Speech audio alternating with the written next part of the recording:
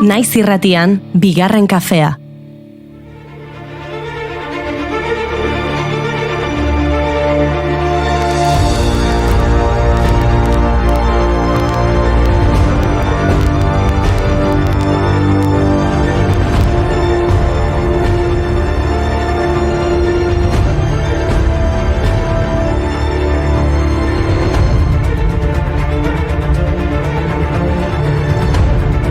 Arratsaldeon, astea aurrera doa eta pixkanaka hiri eustuz doa. Pelikulak orkestera etorri diren zuzendari eta aktore asko joan egin dira dagoeneko beste proiektuekin jarraitzera, baina guk hemen jarraituko dugu, hemen segiko dugu egun hauetako estrainaldiei buruz zuekin hitz egiteko. Zinemaldiaren azken txampan sartu gara. Laster izango da sari banaketa. Bai, zinemaldiaren eta udaren azken txampan, bihar hasiko da udazkena. Helduko dira, banego lasaienduko da ordua, orain egizulo.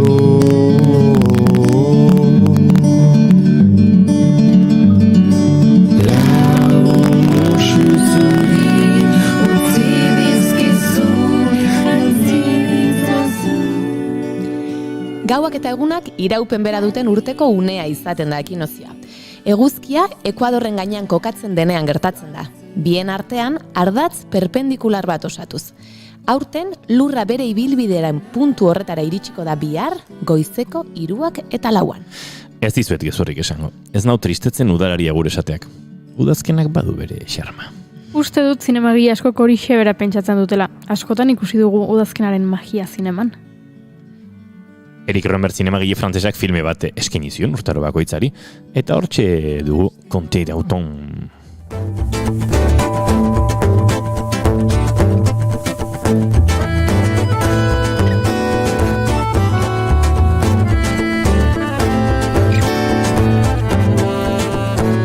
Parles-me de la plage que no pas del bel temps, lo bel temps m'affastigo e fa pruisir la idea.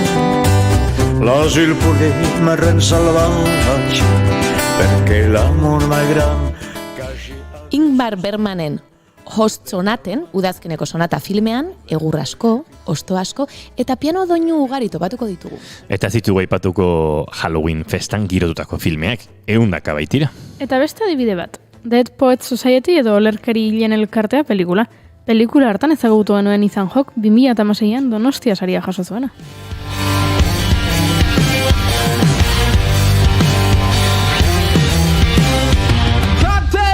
Listen, doña Univer. I'm getting weak feeling. Donostia saria aipatu duzunez, atzo jaso zuen golardoa David Cronenberg zinemagile kanadarrak. Filmak egiten jarraituko duela agindu zuen, eta zinemaren krimena inoiz baino beharrezkoagoa dela esan zuen. Torontoko Unibertsitatean ikasle zela zinemak liburatu zuen eta 1976 eta 1970 artean hainbat film experimental labur eta luze sortu zituen. 70ko hamarkadan egin zuen bere lehen film komertziala Shivers, aurrekontu txikiko beldurrezko filma. Pelikula artifizialki sortutako parasito bati buruzkoa da. Ura ukitzen duten guztiak maniako lizun bihurtzen dituena. Gerora iritsi ziren adibidez, Rabbit, ebakuntza baten ondorioz joera vampirikoak dituen emakume bati buruzkoa. Edo Scanners, zientzia fikziozko thrillerra, lehen arrakasta komertziala eman ziona. Beraz bai, Cronenbergen pelikulak agian ez dira guztionzat. Well, now I hold a paper cup, you'll never see me beg. It's true that I do want some change for the time I spent with you, and I rifle through your dustbins to try to pick up some clue. In the evening in my sleeping bag, have a feeling I got you bad. But now it's mixed with something else, the feeling I've been had, so... Aian ikusteko errazagoak dira Jean-Luc Godardenak, gaurko egunez jaio zen bere musa, Ana Karina. Ana Karina aktore, abeslari, zuzendari eta idazle daniarra izan zen, Godard zinegilearekin egindako lankidetzagatik ezaguna, batez ere. Eta Nouvelle Vague izenaz ezagutzen den korronte zinematografikoko aktorerik nabarmenetakoa. Nouvelle Vague. François Truffaut, Eric Romer, Agnes Varda, Claude Chabrol, pelikula ederrak utzi zituen 60ko hamarkadako zinema estiloak. Godak duela 10 eguntzen duzen, eutanasiaren bidez. 81 urte zituen eta patologia ugari pairatzen ari zen. Suizan, kasu batzuetan eutanasia legezkoa da eta horri esker familiaren arabera heriotza duina izan du. Cuéntame una tontería cuando llegue la agonía.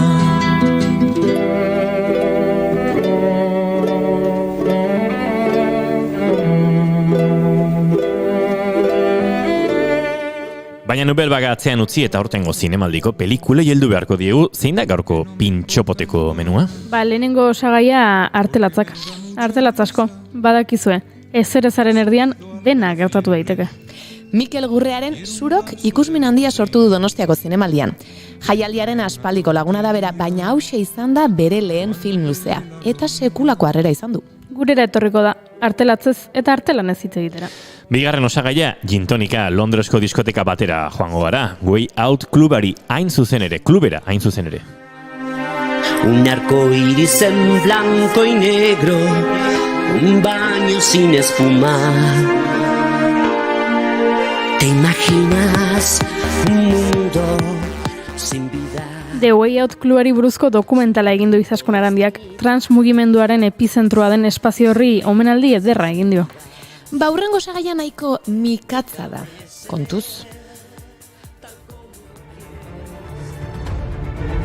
Bai, Ander Iriarterekin tortura zariko gara. Karpeta urdinak dokumentala zuzendu du Eusko Jaurlaritzak bake eta bizikidetza planaren barruan egindako ikerketa lan batean oinarritutakoa. Semea hori dugu mutila, inor salatu baino nahiago du hila. Arro egon litake maien eskatila, espetxetik jarrita joan entzaio bila. Maien eskatila, hori dun mutila, inor salatu baino nahiago du hila. Aurra zer egin haute holana. Eta Zaporen mikatzorri buelta emateko laugarren osagaia lignina izango dugu. Badakizue, liburu zaharrei usain goxori ematen dien elementu kimikoa. Asko gustatzen zaizu zuri lignina. Virgilio Gizon eta Armei abesten ziren eta Maria Elorzak emakume eta liburuei. A los libros y a las mujeres kanto dokumentala aurkeztu berri du. Eta etxe honetan, hain liburuzalea garenez, elkarrizketa hau nahita ezkoazen jakina. Puzle txikitu bateko piezak elkaratzen ez duen zeru bat, txamponok besterik izanez, behar izanak ase... Goituri urduri jarrean, galtzak ezer oso nituen eta zutitu naiz pixkate igotzera. Ez dakit My Way Out klubean sentitu zaren bapatean eta... Ez baina gintonik bat hartuko nuko eraintxe gustora, Javier Muguruza hori fondon daukagula, Liburu ala kafea, baina akaso erantzuna... Gintonika. Aizu eta gintonikaren aurretik postrerako teknologia. Unai Elordi Hidalgo gure korabatzai kolaboratzailea etorriko da gaur. Badakizue, teknologia zaritzen garela berarekin, adimen artifizialaz eta bar. Adiegon, gaurko kontzeptuak potoloak baitira. Zinemaldia Startup Challenge lehiaketa ospatu dute gaur goizean. Ikus-entzunezkoen esparruan, teknologia berriak ezartzean oinarritutako ekintzailetza proiektu berriak txalotzeko helburuarekin. Eta bertan izan da Elordi, ikusitakoa kontatuko digu geroxeago. Zer da FX? Nola txertatu daiteke adimen artifiziala zineman? Ze proiektu aurkeztu dira urten? Badakizue, postreren ostean, kafea. Gu asteko moduan gaudu, ezta?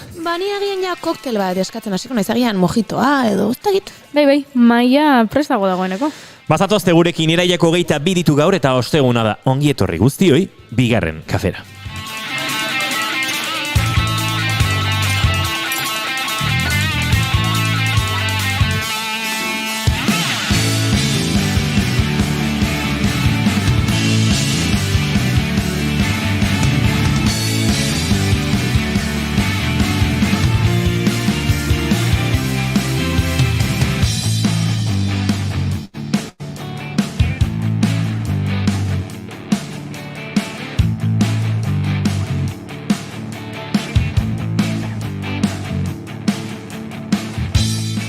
Zuekin, Oiana Maritoren agenbe. Arratxaleon. Zuekin, Iñigo Asensio Lurbide. Arratxaldeon. Eta ni Goiuri Ezeiza handia nauzue, bapatean hemen maila kontrolatzen jarri naiz, Inigo kafea behar duelako.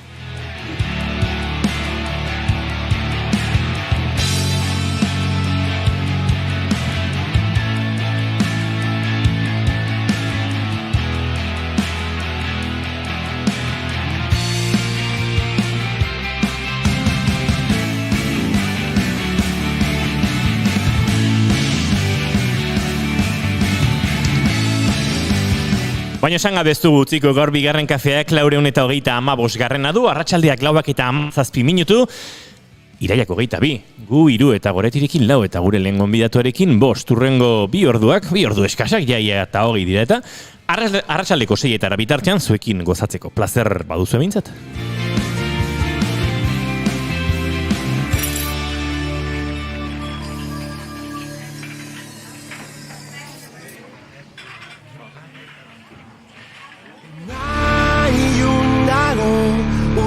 Hasi hauetan eta orain ez da ikusten ondoan kekin ez dut ikutzen ezer eta zertan datzan nahi nuke olertu orain honela dena ekin zai iuna orain honela.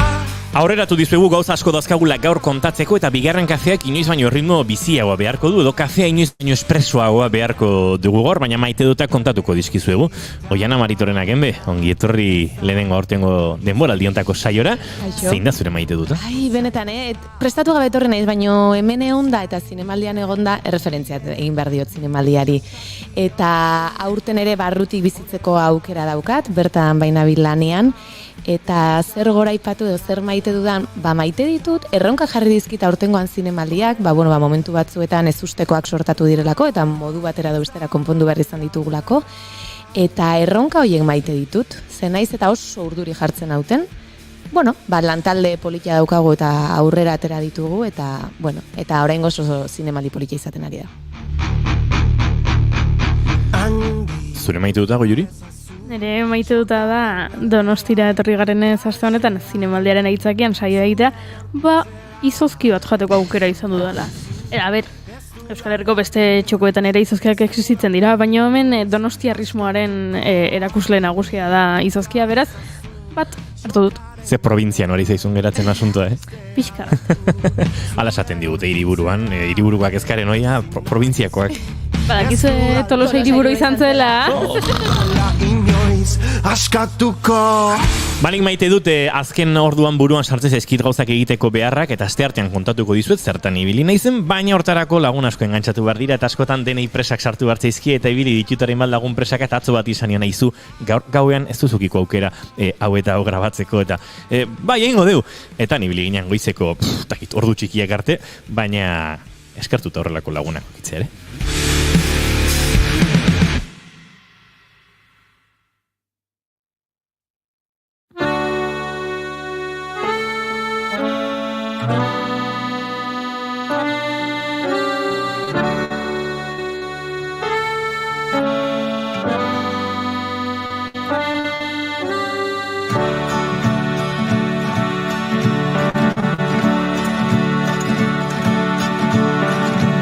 Etxetik partitzea baletor zalantza Mamuzarrak zirika hotzik aralatza Betorkemena betorrarba.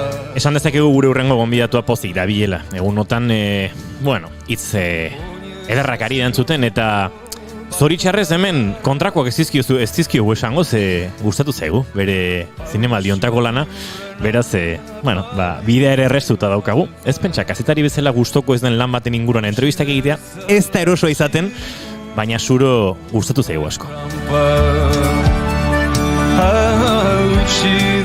Artelatzak badu bere uzta, nola baita esatearren artelatzari ateratzen zaio, gerora, uretan, urazalean flotatzeko gaitasuna duen elementu hori.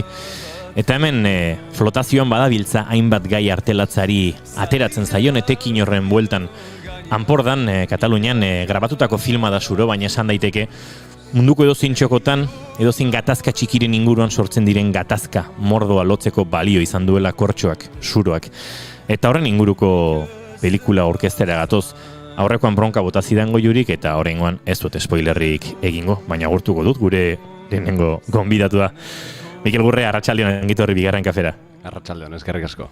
Kortxoa, gauza niminoa da, Mikelen kantuanek dion bezala, zu niminoa, baina zema gauza kortxoaren inguruan pelikula hontan kontatzen dituzunak, nola konektatu zenuen errealitate horrekin, ze ondo ezagutatukoa da, behin firma eginda behintzat, kortxoaren ateratze horren, biltze horren inguruan gertatzen diren enbate drama txiki, ez da? Bai, historia honen jatorria 2010an kokatuko dut, ni Bartzelona jo nintzen karrera ikastea, karrera amaitu eta hortzen egon beka bat eskuratu esperoan atzerrira juteko, eta uda hartan jaso nuen nire orduko bikotearen senide batzuen proposamena kortxoaren uzta kanpainean udan basoetan lan egiteko proposamena, temporero modun, karga lana egiten.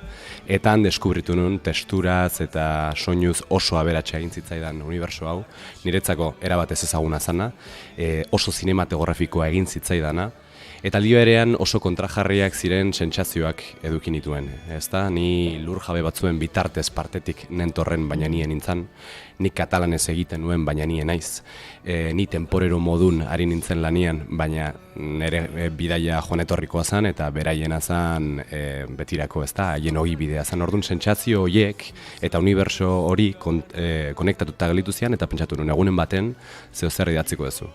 Pasa ziren urteak, ezta, eta pentsatu nuen bada garaian ere lehenbiziko film luzea idaztekoa, badaukat gogua. Nik orduan 32 urte neuzkan, bikote harreman luze batetan nengoen eta ari ginen gure buruari galdezka nola bizi ote nahi genuen, ezta, hirian, naturarekin kontaktuan, seme alabak izan nahi genituen bai ala ez, bizi ote gaitezke benetan pentsatzen dugun bezala, ez, eta hori gauzatu dezakegu, eta muin horretatik ateratzen da Suro.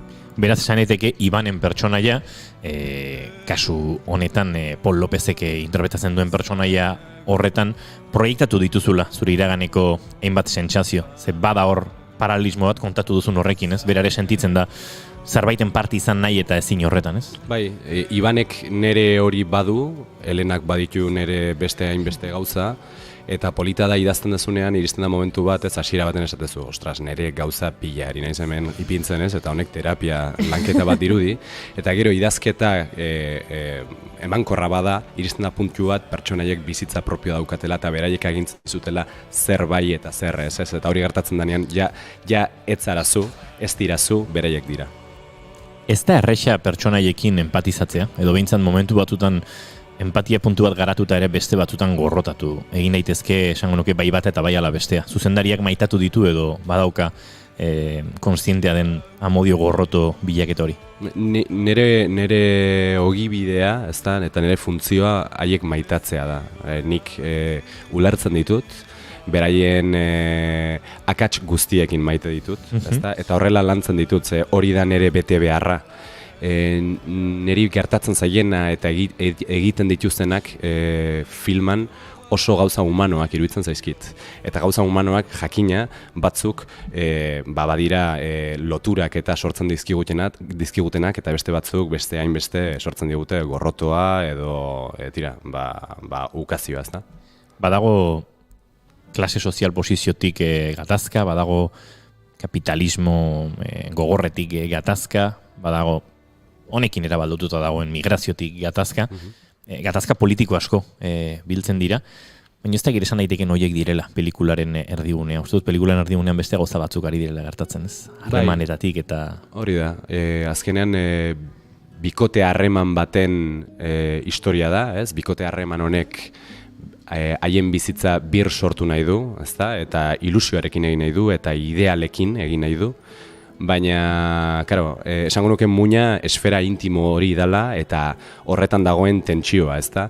Ideiak eta idealismoa eta praktikotasunaren arteko tentsioa. Baina jakina, bidaltzen badugu bikote egitura bat, azkenean egitura bat, estruktura bat da bikotea. Bidaltzen balin baditugu landa eremu batetara, era isolatu batean, bizitza bat bir sortzera edo sortzera, zuk aipatutako geruza guzti horiek azaldu egiten dira. Azkenean, bizitzan konektatuta daude, ez? Eta hauek bapatean lurjabe dira, bapatean baso baten uzta bat esplotatu nahi dute, etekin bat atena nahi dute, seme alabak izan nahi dituzte, ezta? Oso maskulinizatua dan mundu batetan daude murgilduta, orduan horrek gizon izate zera hori zalantzan jartzen du, ezta? Eta baita ere emakumearen, Helenaren papera kosmogonia guzti horretan, ezta?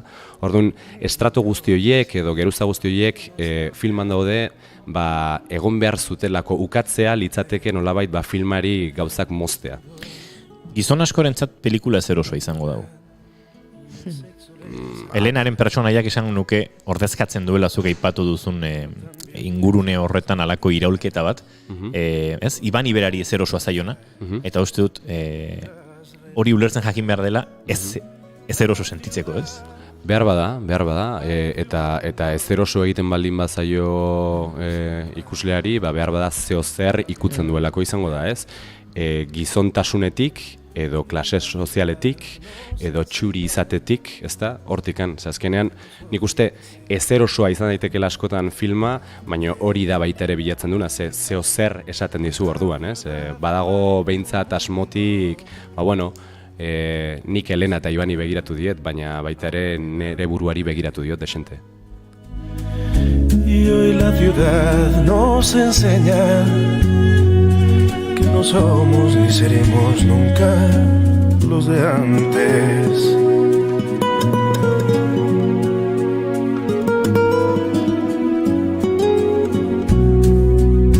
De noche las camareras que ignoran mi existencia. Hemen goizean ari ginela Zuroren inguruan norbaitek aipatu du, oso kritika honak jasotzen ari da, eta ondoren goznoritzen, harritzen ez, baina hasi gara begira eta egia da. Sarean kritikak bilatzen hasi orduko agertzen dira kritika honak, Zure lehenengo film luzea da, zinemaldian dago eta zinemaldian zapore hona usteko giroan, zagit bertigo pixkat ematen duen, patean, ez, horrelako lan handi bat, jaialdi handi batean, kritika honarekin, hori denare kudeatu, Marko da ez, Mikel? Bai, eta oraindik ez gaude erabat guzti hori kudeatzeko gaitasunarekin, astelenean izan genuen estrena, ezta, eta oso hunkigarria izan zen, gainean niretzako hemengo hiritarra izanik oso berezia izan zen, ez? Orduan guzti hori kokatzeko oraindik denbora behar dut, baina bai esan beharra dago, batira gure ametxik potoloenak bai gauzatu direla jada, ezta? Zekuk hau egin genunean ez genuen hau espero. Eta hemen izate hutsak sail ofizialean nire lehenbiziko filmarekin horrek izugarrizko ate pila ireki dizkigu jada, badakigu honek egingo duela filma jende gehiagok ikustea, eta hori da azkenean zinegilok bilatzen duguna, ez? Jendearekin partekatu alizatea alik eta jende gehiagorekin, orduan. Ez dakit, okurritzen zaizkizun hitz topiko guztiak hor daude. Hor daude, ez da. Parece un mundo cuando se ama. Aipatu duzu abia puntuan ere badagoela, ez, giro natural hortarako itzuleraren, ez dakit, ametsa, utopia, denetarik dauka, ez, itzulera horrek, eta badauka migrazioare presente dago pelikulan Ulisesen sindromearen hori guztia, ez, iritsiara, eta konturatzen joan, batean inguru hori ez dela akaso espero zuten bezain erresa, ez dela espero zuten bezain amestua edo, eta batean horrek ere sortzen ditu, ez, harremanean bertan ikaragarrizko talka mordoa. Badago itzulera horretan desenkuentro puntu bat edo ez. Bai, azkenean nik asko errepikatzen dut, baina honetzako garrantzitsua delako egiterakoan baita ere filma subjektiboa da. Ez? Eta kasu honetan bi ikuspegi subjektibo dauzka. Helenarena eta Ibanena. Eta hasiera batetan abiapuntu bezala bikote ikuspuntu bakarra izan barko litzateken hori, ez? Bateratua, guazen hau egitera, iritsi bezain pronto, bi ikuspegi bilakatzen dira, ez? Eta ez dira bateratuak bezik eta askotan kontrajarriak dira, askotan liskarrean daude, ez? Tentsio horretan daude. Zazkenean guk edonork uste eta Helena eta Ibanen kasuan horrela da, naturari edo besteari, ondokoari edo urrunekoari begiratzen diogunean jartzen dizkiogun adjetiboak, ez? Bertokoa, kanpokoa, romantikoa eta ederra edo mehatxua eta mesfiantza sortzen didana, ezta? Hori azkenean gure begiradan dago, ez dago elementuetan. Natura da, jendea da. baina gure begiradak markatzen du, eta pelikulan pixka bat guzti hori ere baita zalantzan jartzen da. Estetikoki eta zinematografikoki 2010ean aipatu dituzun artelatzarekin lanean deskubritu zenituen giro hoiek, soinu hoiek, hoiekin jolasteko aukera izan duzu pelikulan, badaude eszena pare bat, aizkorak nola hautsi egurra, eta hor aizkora giratzen den puntuan nola zuroa, kortsua bera nola ateratzen den, errekreaziorako tarteare eman dizu eta zenituen, imaginarioan goreta zenituen ideia horiekin gozatzeko, horregon da espazio bat pelikulan, gauzatxo horiek ere atera izateko, ez? Bai, eta aurrekoarekin lotuta, nolabait, ni maite mindu nintzen, guzti horrekin, eta aldi berean baita ere, beste esan bezala, gauza kontrajarriak sentitu nituen, orduan, film bat egiten dezunean azkenean komunikazio lan bat da, ezta partekatze lan bat da, batez ere zure ibilbidetik antira egiten balin badezu, eta niretzako oso garrantzitsua zen ikuslea ere nolabait maitemintzea edo erakargarritasun hori sentitzea, irudi eta soinuen bitartez, behar bada gerora filmaren bilakaerarekin beste hainbeste gauza sentitzeko, orduan hori funtsezkoa zen lehenbiziko basoaren lehenbiziko sartze hori, basora sartze hori, nola izango zen, filman, eta oso estu eta mimo handiarekin, kariño handiarekin landu genuen. Mimo aipatu duzu, kariñoa, zinemaldi honetan lehenengoz pelikula bat estrainatzen ari den edozein zuzendarik, norberak umea, semea labak edo maite dituen bezalaxe maite ditu, baina pelikulekin gertatzen dira errealitatearekin lotutako beste egoera batzuk. Aipatu kapitalismoa, diruak baldintzatzen du pelikula bat, produkzioak baldintzatzen du noski pelikula bat, eta norberak gero onartzen jakin behar du, gustora nago lan honekin, onaino iritsi gintezkeelako, eta jakin ez non zegoen, ez dakit zeinen zuroren aurrekontua, baina esango nuke faktura tekniko aldetik, lantaldearen osaketaren aldetik, lasai aritzeko, gustora aritzeko, eta maitzari traba gehiegi ez topatzeko moduko pelikula ondu duzuela. Gerozuk errealitate ezagututa akaso ikusiko dizkiozu beste gabezia batzuk, baina ez dirudi estutasunak sortutako pelikula bat. Tira, poste naiz, 24 egunetan egindako grabaketa izan zen. Estutasun pixka bat egon da. Eta horrek orduan nolabait esaten digu zen motatako aurrekonturekin genbiltzan, ezta? Gerora, sartu dira beste diru iturri batzuk, eta horrek albidetu du gauza batzuk kolokan zaudenak, nolabait orekatzea, baina egiteko edo gauzatzeko momentu horretan, grabaketaren momentuan gauzak estuak zian. Egia da, guri pandemiak harrapatu gintuela 2020an, uda hartan ginen filmatzekoak, eta orduan kongeladorean sartu genuen filma, kongeladorean baino gehiago ez, baizik eta ozkailuan behar bada, eta orduan hasi ginen lanketa motelago bat egiten, eta denbora horrek, lanketa denbora horrek bai eman zigula egiterakoan 24 egun horiek oso argi eukitzea zer, nola, zeinekin, eta batez ere ze gerrinarekin egin behar genuen. Oso famili giroan egin genuen pelikula hau, oso famili giroan, eta hori erabatekoa izan zen, ze azkenean egia da egunero gindua zela aukera bakar batekin. Aktore taldea ez da handiegia, baina bereziki baude bi aktore, Biki Luengo eta Pol López. Uste dut euren interpretazioak ere oso txalotuak izan direla azken aste hauetan, azken egun hauetan, nolako izan da lan egite hori eurekin, ze badaramate gidoiaren pisua oso bizkarrean, eta oso ondo eraman da, esango nuke, ez da?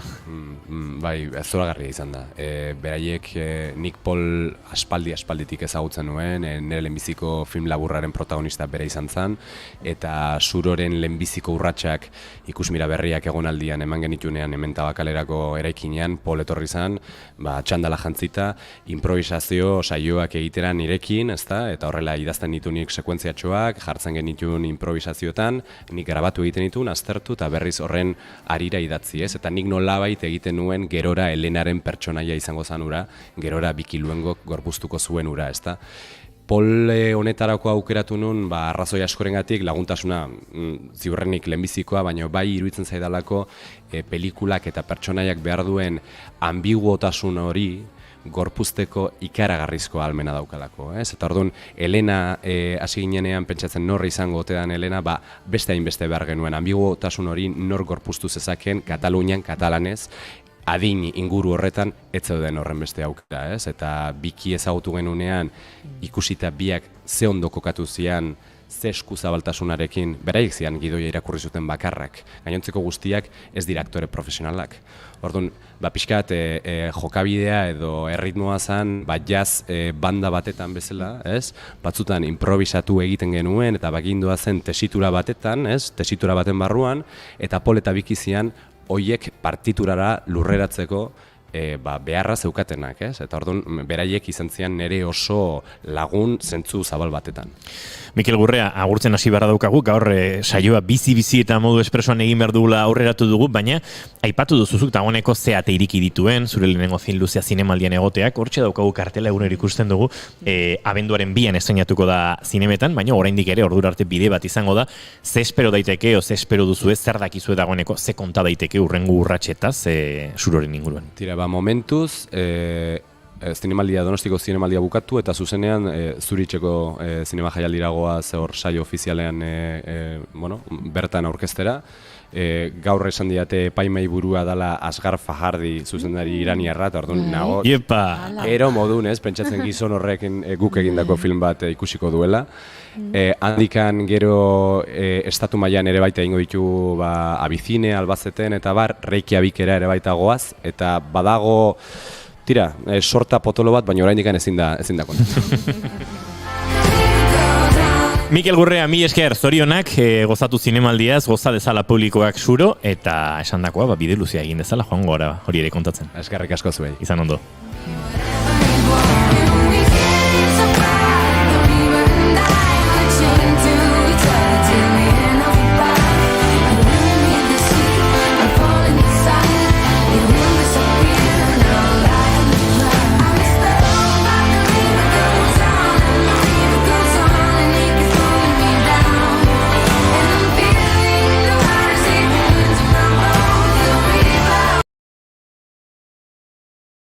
Minutu izango dira, 13 segundu barru, norbaitei 13 zenbakiak beldur ematen badio, 9 segundu barru dagoeneko, lasai. Momentu txarguziak ere igarotzen dira, baina honak, gurekin pasatzen badituzue guk nahiago dugu, eta oraindik ordu eta 20 minutu badugu, hainbat gonbidatu eta zinemaldiontako hainbat protagonistekin, aritzeko beraz geratu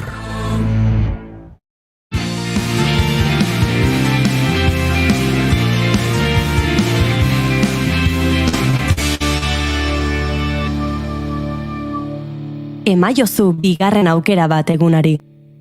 Naiz irratian, bigarren kafea.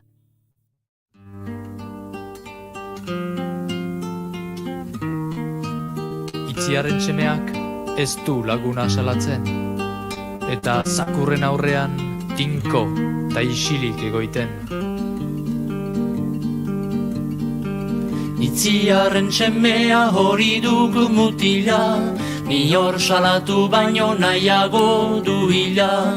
Aro egon litake maien eskatila, espetxetik jarita joan entzaio bila. Zauri fisikoak denborarekin sendatu egiten dira. Batzuk desagertzera iristeraino. Psikologikoak aldiz, luzaroan diraute, baina sarritan ikusezin bilakatzen dira. Torturaren kasuan, egoera horretan izan diren pertsona askok ez dute euren burua biktimatzat jotzen, eta horrek gaitz larriagoak ere egiten ditu. Finean hori da torturak bilatzen duena, pertsonaren haustura. Lalia ize garbia, bai ama egia. Tamak eskainizio. Ander Iriartek aitak bizitakoa ulertu nahian edo Eusko Jaurlaritzak bake eta bizikidetza planaren barruan egindako txostena hartu eta karpeta urdinak dokumentala sortu du. 6 urteko lan mardula, ez baita erraza horrelako txosten bat irudietara eramatea.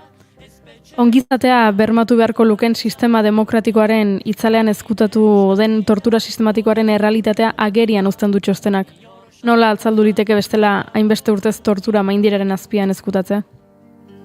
Zazpi gizon nituen joka inguruan, makila sartu naute ostikoz. Galderei erantzutea baino, galderen bitartez begiak irikitzea du helburu Iriartek. Gaur ordea, galderak erantzutea egokituko zaio. Prest egotea espero dugu. Arratsaldeon, Ander. Kaixo, arratsaldeon. Asteko zer modu zinemaldia, hori da gaurko galdera, gure gonbidatuentzat. Ikusi duzu beste zerbait? oso gutxi ikusi dut, egia esan, sentitzen dut, baita ere behar genuen beste proiektu bat lau aizetara foroa, larumaten estrenatu nuen, ez dut denborarik izan. Nik datorren astean egiten dut normalean zinando hartu eta banan ikusi zinemaldiko erdia. Industriako jendearen astea izaten da hurrengo hori, ezta? Hori da. Aitaren bizipenak dira abia puntua, beraz pentsatzen dut, etxean gaia ezaguna zela, baina nola topatu zenuen Eusko Jaurlaritzaren txostena, edo nola topatu zintuen txostenak zu? Nik egin nuen lehengo dokumentala, Etxebarretik Etxebarriara egin nuenean, bazegoen herriko persona bat, asko gustatu zitzaiona, eta hurbildu zitzaidan, eta horrela hasi genuen erlazio bat, eta beraz zegoen ikerketa honen barruan. Eta amaitzen ari zelarik, 2016an, esan zidan, joan nahi nuen ikustera emaitzak egongo zirela 3 eguneko ponentziak, jende oso garrantzitsua etorriko zala, eta informea kaleratuko zutela eta azaldu egingo zutela. Eta hala eduki nuen aukera, joan nintzen horrera, 3 egun egon nintzen horre informea osoa ulertzen, eta, hortik aurrerako guztia, nera mezgaizto okerrenak superatu zituen informe horrek. Eta orduan erabaki zenuen irudietara eraman nahi zenuela? Nik hasieran argi neukan hor zerbait zegoela, hor bazenek izun informe hori oso solodia zala, baina momentu horretan nik ustut show handia neukala, eta lehenengoa izan zen, pentsatzea nire aitak idatzita zeukan ura, agian igual tortura zala, eta nire aitak idatzita zeukan ura tortura balin bat zan, zenbat jende zegoen, ez zuena sikiera tortura zartzen, eta orduan problema zeinen handia ote zen, eta kaldera batetik bestera, egia da nik momentu horretan uste nuela informe hori kaleratzen zanean estanda handia gongo zala, eta gauza asko pasatuko zirala. Eta gero konturatu nintzen, zoritxarrez, zerbaiten hasierak izan behar zuena, bazidu diela Eusko Gobernuarentzat amaiera zela. Informe hori egitea zala muina eta azkena. Eta uste dut, bai, badaude erreparaziorako lege batzuk eta, baina oso urruti gaudela, oraindikan behar den gizarteak behar duena hau superatzeko. Eta frustrazio horrekin enuen asko tardatu pentsatzen, agian hor filme bat egin behar genuela guzti hori azaleratzeko. Eta hori ez da erresa izan aspektu askotan, ez bisualki nola egin, ez formalki nola egin, eta ez da ere nola finantziatzen noski. Txostena esan bezala potoloa da, gai asko daude, zaila da, tortura hitz egitea termino estadistikoetan, baina zuk hori hartu eta irudietara eramateko, dokumentala osatzeko, elementu asko erabili dituzu. Eta guk ikusten ari ginean, pentsatu genuen ez da, hemen gauza asko daude, baliatu dituzu formatu asko, ze badago, ordenagailu bat, eta bertan ikusten ditugu txosteneko esaldi batzuk, badaude torturatuak izan diren pertsonen testigantzak, badaude zure irudiak, badaude zure aitaren irudiak, nola antolatu zenuen dena zure buruan dokumentala egin alizateko? Egia esan nik denborarekin nahiko mapa, nahiko ondo strukturatu neukan, batez ere badekielako zer gauzak zeuden jokoan. Alde batetikan, azkenean asumitu nuen, erresago izango zala nire ikuspuntu bat sartzen balin manuen, aitaren kontua horratzean egonez, eta nolabait PowerPoint egiten duena ni naiz, nez eta esplizituki ikusten ez den, nolabait nik ikerketan aurrera egin ala, jendeak nerekin egiten du. Bazegoen beste parte bat, niri bildura handia ematen zidala, nola egin elkarrizketa horiek eta nola egin hitz horiek ez izateko berriro dokumental bat jendea gauza kontatzen, eta gero azkenekoa neukan material guzti hori nola trasladatu informeak analizatuz eta baita ere nola esan jendeari hortzegoen datu pila. Nik badakit dokumentala ikusten dauden datu guztiak ezin direla batean hartu, baina nahi nuen geratzea sensazioa hemen ez dagoela ezer diskutitzeko alde hortatikan. Datuak ordu dela, nahi bauzu playa pausa emain, baina hori hor dago. Eta esaten dudan guztia oso zorrotza dela bai. Zeinentzat da pelikula, zeinengan pentsatzen egin duzu? Egia esan, esaten da torturaren kasuan bi persona mota daudela, ez? Sinisten dutunak hemen tortura egon dela eta sinistu nahi ez dutenak. Kasu honetan denantza da, zen nahi duzu esatea. Nik uste dut lehenengoak ere, hemen tortura gertatu denak dakigunak, genekigunok, ere ez dakigula dimentsioa eta ez dakigula ere kontzientzia gu ere izan garela tabuaren errudun. Batzuk isiltasunarekin eta beste batzuak balen jarri duzun kanta adibidez Itziarren mitoarekin. Horre agertzen dira pertsona asko eta zuzendari bezala aukera egitea ere ez da dokumental laburra eta izan ziteken askoz luzeagoa ere. Buru oste asko emango zizkizun. Hor dauden testigantza pilak aukeratu, ea pasa, burutik pasako zitzaizun, akaso hemen ordubeteko lau pieza ere atera daitezke, bestelako formatuak, badago, eduki asko, ez? Akaso zuzendari bezala, minez kanpoan utzi bar izan duzuna edo. Bai, momentu batuan pentsatzen genuen Euskal Herriko soa egiten eginen, Jodutarren 6 orduko pelikula hori ez, utzi dugula gauza kanpoan, bai, menio ez dut uste asko utzi dugunik. Historia bortitzen nahi duzu 10.000, baina batek ez du besteak, gu bilatzen genuena zen representatibidadea. Hau da, balin bat zegoen norbaitek kontatzen zuela zertzen krak egitea, 10 genituen aukeratu dugu hau. Beste batek egiten balin bat zuen esplikatu, zertzen bortxa fisiko gogorrena, orduan, azkenean bilatu duguna da, lan zailena izan da hori, aukeratzea zenek esaten zuen hoben zen eta zen momentutan, eta nola jun osatzen puzle hori. Izan da, nire bizitzen egin duten lanik luzeena muntai aldetikan, 6 hilabete egon gara, 3 persona sartuta, eta bai, genuen grabazio kantidadea, gainean nik egin nuen gauzetako bat izan zen, jendea ez dago aditua pakoa kamara aurrean hitz egitea, eta nik nahi nituen nekatu. Defentsa jetxi, eta orduan egin genituen oso grabazio luzeak, kamera asko daude hor, eta aztu arte, libre sentitu arte, gauza asko galdetu genituen 1 milioi gehiago esan zian, ze demontre nahi duzu gehiago esatea, ja, ez? Badira hor psikologoak, zitzaileak, psikiatrak, komunikatzaileak, ez dakit aditu mota ezberdinak, forenseak eta bestelakoak. Galetu barrizut Pau Perez Salesekin izaten duzun konversazio hortan sortzen den kontzeptu batengatik niri bereziki atentzio eman zidalako, eta da pentsatzean nola dagoen perpetradorearen edo gauzatzailearen eta torturadorearen arteko banaketa hori, ez? Eta zergatik, eta hau akaso entzulari azaldu bartzaio edo zer horrek azaltzea daukazu, distantzia moral hori, arduraren urruntasun hori ere sortzen delako bertan, eta niri fascinante iruditzen jaian, gogorra bezain fascinantea, nola gerta daiteken hori edo nola inoiz ezkaren konturatu ez horrelakoetaz? Bueno, hori torturatzailea guk deitzen diogu berari. Beste batzuk terroristak deitzen diote, beste batzuri. Orduan bakoitzak identifikatu behar du hitz batekin besteak egiten duen gaizkia o besteak egiten duena. Kontua da, norberak ezin duela bere burua terrorista o bere burua torturadore ditu, eta nahi esaten ari naiz terrorista, askotan gaizki ulertzen den hori besteen begietan jartzeko, ez? Guk askotan terrorista hitza komplejo egiten zaigu, beraiek ere beraien buruari torturatzaile hitza komplejo egiten zaie, beraiek ari dira defendatzen beraien ideal batzuk, ez dira beraiek armatu dutenak sistema hau, eta goian dagoen politikariak egiten du aginte estrategiko bat, eta azpian muturrikoa jotzen dagoena, edo ze egiten dagoena aginduak hartzen dago, eta horrela sortzen da nolabait horma ikustezin bat, eta azkenean argi dagoena da atzean ez dagoela individuo konkreto sadiko, naiz eta egongo diren sadiko eta eroak, ez dela sadismo gauza kontu bat, bezi eta sistematikoa dela, sistema baten arazoa da.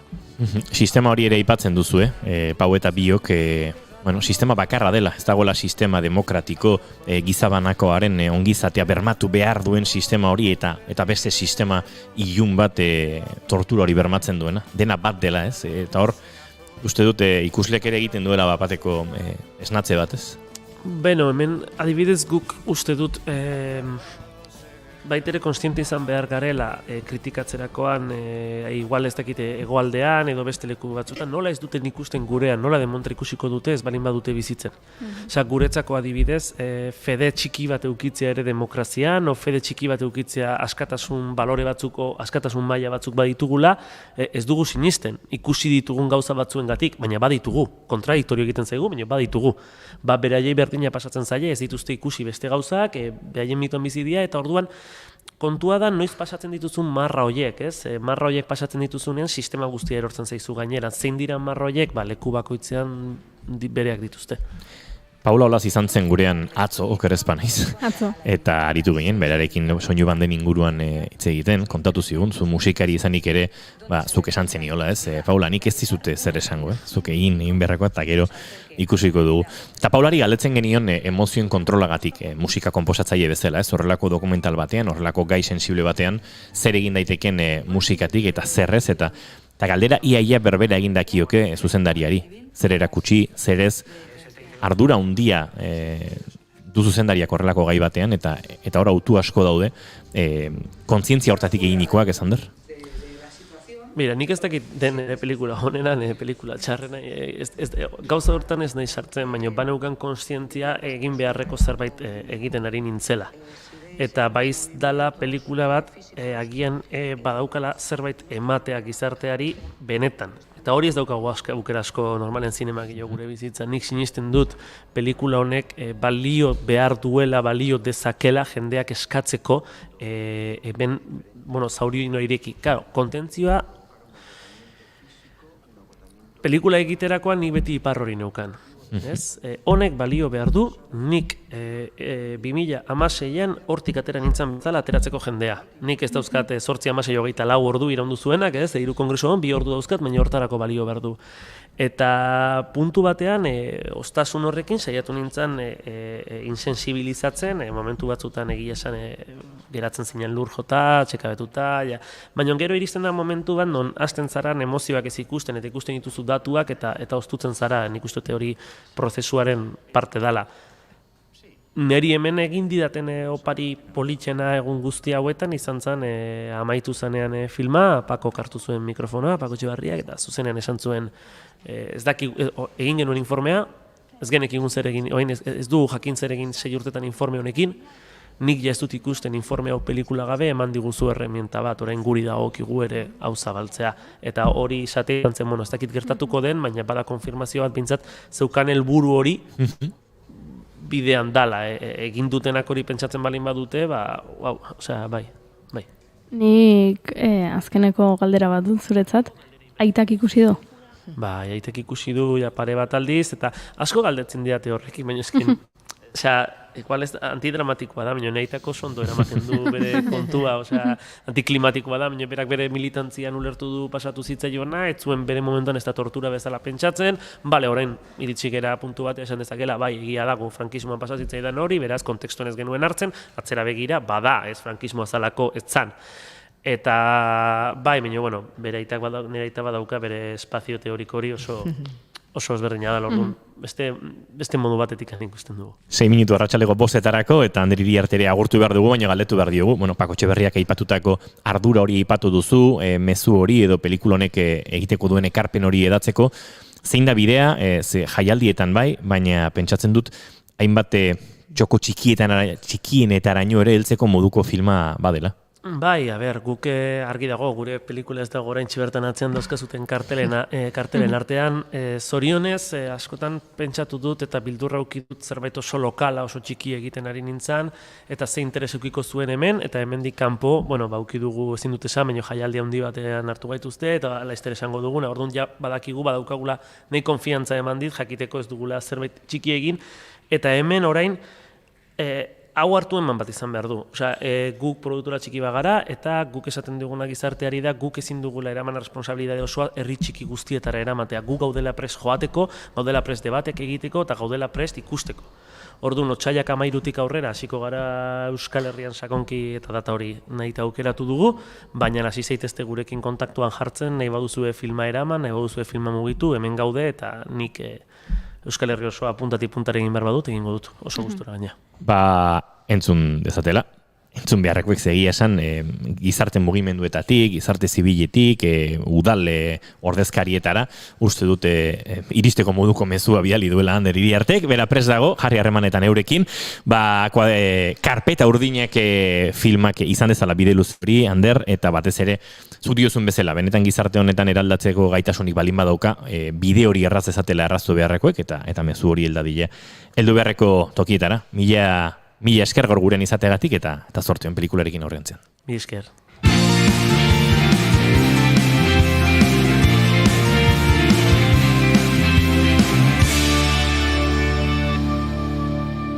Bigarrenak ez direlako beti okerragoak, bigarren kafea.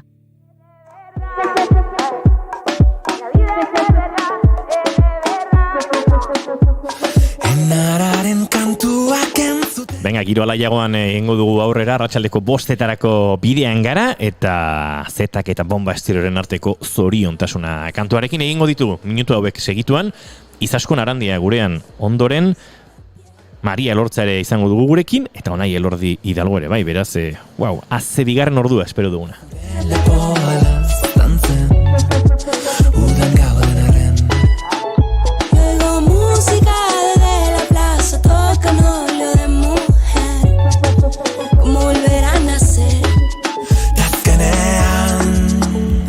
Bularra guzkitan Y de verdad, la vida es de verdad.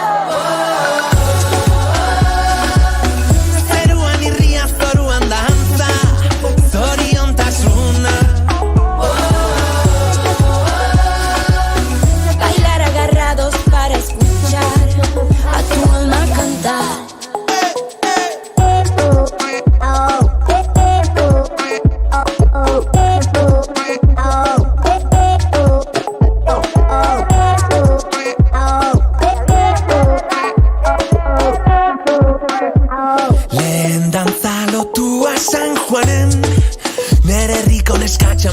Zioen kantua kantatzen, cintura con cintura y del revés.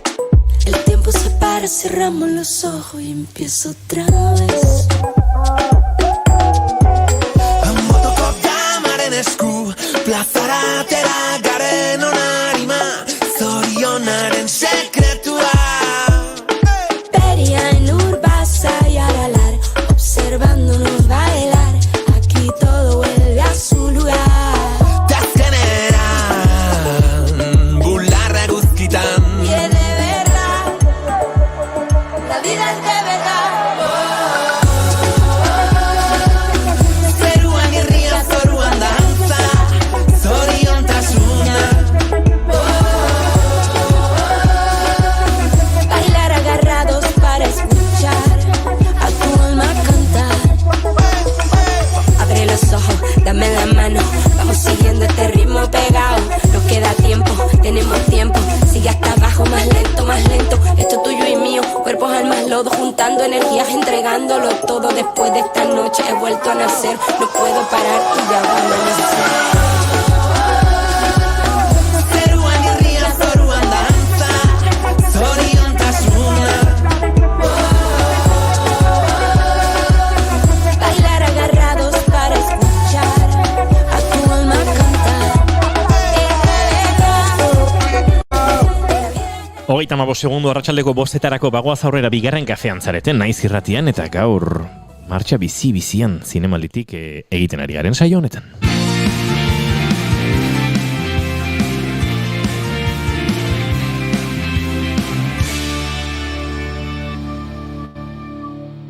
Bigarrenak ez direlako beti okerragoak, bigarren kafea. Súbitamente me subo a tu coche, prácticamente practico el esquí. Anónimamente, no, descaradamente, descaro después. Izaskun Arandia Galarraga, Euskal Ekoizpen askoren atzean aritu da orain arte. 2011an Izar Films ekoiztetxea sortu zuenetik, ekoizle, gidoilari edota zuzendari aritu baita hainbat proiektu ezagunetan. .koma webserian, 2 urte 4 hilabete eta egun bat dokumentalean, Non dago Mikel dokumentalean, edota Ni naiz naizenan. Lan hauetako asko, zinemaldian aurkeztuak izan dira, baina nik uste dut aurtengo 70. edizio hau, are gogoangarriagoa izango dela Izaskunentzat. Izan ere aurten, berak lehenengoz zuzendutako dokumentala aurkeztera etorri da, My Way Out. Berezia ziur eta kaso ametsa hemen izatea, eta zinemaldi hau barruti gainera urte asko daramatza bertan barrutik lanian, akreditazio gisa, eta berezia ziur nago, atzo bertan, Prinzipe zinemetan izandako estreinaldia. Arratsaldeon Izaskun. Kaixo, arratsaldeon. Lehenbiziko galdera, Nolakoa izan zen atzoko emanaldia? Pasada, bida, unkitzen nahi naiz, Gogoratzen uste oraindik ez detela barneratu, gertatzen ari dan. Eta bai oso onkigarria izan zen, protagonistak gurekin izan ziren, eta bai, oso bereza izan zen. Aretoa hilabeteta, eta jendea ondorengo solasaldira gelditu zen, eta oso solasaldi polita izan gendun. Eta bai oso berezia,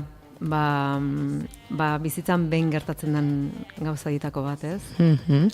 Kokatu egingo dugu entzulea pixka bat, zure pelikula esan bezala My Way Out da, eta Londresko transkomunitatearentzat epizentroa izan den edo den The Way Out lokala da dokumentalaren ardatza. Okerez banago Jogurina Borobak aipatu omentzizun eta bere bitartez ezagutu zenuen hau duela 6 urte inguru, konta iguzu pixka bat astapena. Bai, horrela izan zen, kontatzen izan bezala. Nik Inglaterran urte pila pasan ditun eta han egon bitartean ez duen ezagutu eta Jogurinak entzuna omentzun, norbaitek komentatu omentzion, lokal hau existitzen zula Londresen, oso leku berezia zela, eta 2016an egin nun bisitaldi batean ezagutu nun, bai lokala eta baita bere sortzailea Bikili. Eta nolakoa izan zen momentu hori, nolakoa izan da dokumentalan ikus ditzakegu elkarrizketa ezberdinak, bertan egindako elkarrizketak, eta horrez gain badaude artxibo irudiak ere. Nolakoa izan da prozesu hori guztia?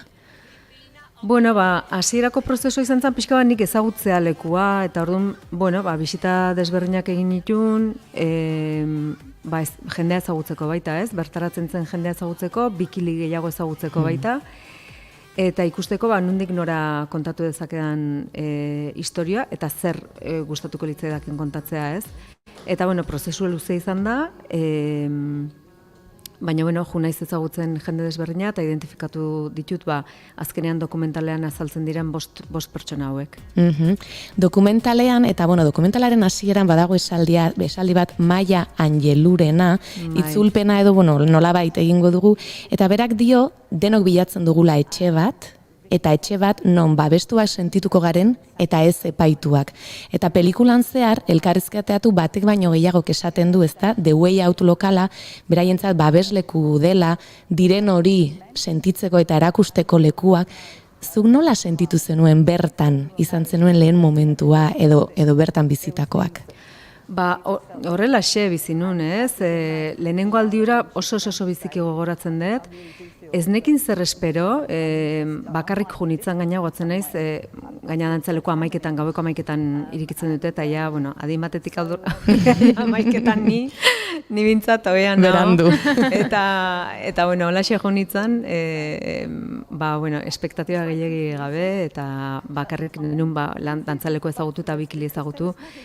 Eta guatzen naiz lagun batekin gelditu nintzala, eta zen lasai, 10 minututan kanpon nao. Eta gelditu nintzen, ez dakit 2 ordu, ez dakit oso gustora. Eta sentsazio hori ukin nun, ez? Oso eroso sentitu nintzen, ikusten nun baita jendea oso gustora zebilela, dantza egiten, sozializatzen, eta ondo pasatzen, ez? Eta oso aske, nik hori askatasun hori benetan nabaritzen da, ez? Hitz hori ere uste dut elkarrizketatu batek aipatzen duela, ez? Askatasun hori sentitzen dut nik bertan nagoenean. Bai, eta oso gauza ederra da, ez? Zuk ikusten dezuen gainea, pertsona bat aske dantza egiten, eta hori ez dela juzgatua izaten ari, ez? Hori baino gauza berik ez dago, ez? Ta nik uste dut badagoela askotan, eta nik zinemaldian lan egiten dut, eta justu atzo izan genuen goizean beste pelikula bat, kanadiarra, Something I Told You Last Night, uste dut, eta trans emakume bat ere da protagonista, baina bertan ere zuzendariak aipatu zuen, etzuela egin nahi, askotan transgeneroak eta olako gaiak ukitzen direnean oso dramatiko jartzen garela, ez suizidio kasuak eta aipatzen ditugula, eta berak aipatu zuen adibidez, berak kasu honetan etzuela hori kontatu nahi, familia baten egoera kontatu nahi zuela, eta nik uste dut zure pelikulan ere badagoela eta aipatzen dutela beraiek ere, positibotasun bat, alaitasun bat eta energia bat, ez? Eta nik uste dut hori traspasatzen duela pantaiak zure pelikularekin. Eskerrik asko, hori izan asmoa, orden asmatu dugu zerbaitetan. Bai, nire helburuetako bat zen oso film positiboa egitea, ez? Eta bai, bueno, superbibentzia historiak dira, oso historia gogorrak dira, baina nik, bueno, erakutsi nahi nun pixka bat baita pertsona hauek daudela momentu honetan, gauza guzti horiek pasa ondoren eta gainditu ondoren daudela oso momentu polit batean eta denok dauzkatela ilusioak eta ametsak eta bueno, nolabait publikoa erraz identifikatuko da beraiekin, ez? Eta bai, mezua orokorrean mezu positibo polit bat. Aipatu duzu Bikili dela lokal honen sortzailea, duela 30 urte sortu zen 93an eta datorren urtean hori da 93an. Ziur zerbait berezia egingo dutela eta antxe izango zara, ezta? Bai, noski. Bai. Eta bera hementxe izan zen atzo aurkezpenean, hori da. Hemen dago, bai. Bai, asteartean iritsi ziren, bera eta Leslie, beste dokumentalaren protagonistat eta bere emaztea. Baia 50 urte daramatzate elkarrekin eta beraien amodizko historioak ere atentzioa eman zidan. Akaso beste dokumental bat hor? Ez. Ez, bueno, nik uste dokumentalean azaltzen dela, ez? Prozesu pasa zuten eta bueno, ni Bikilik hasiera bat, bueno, kontatu zidanean, ez? Beraien amodizko historia nola izan zen, zeitun pentsatu nik Leslierekin hitz egin behar dut baita, ez? Beak nola pasazun hori eta bere hitzak, ez, bere ikuspuntutik eta nola pasazun. Eta nik uste atzo adibidez, atzoko estrenaldian, solasaldia bukatu gendunen, jende asko gerturatu zitzaion Leslieri, ze publika oso identifikatua sentitzen da berarekin, ez?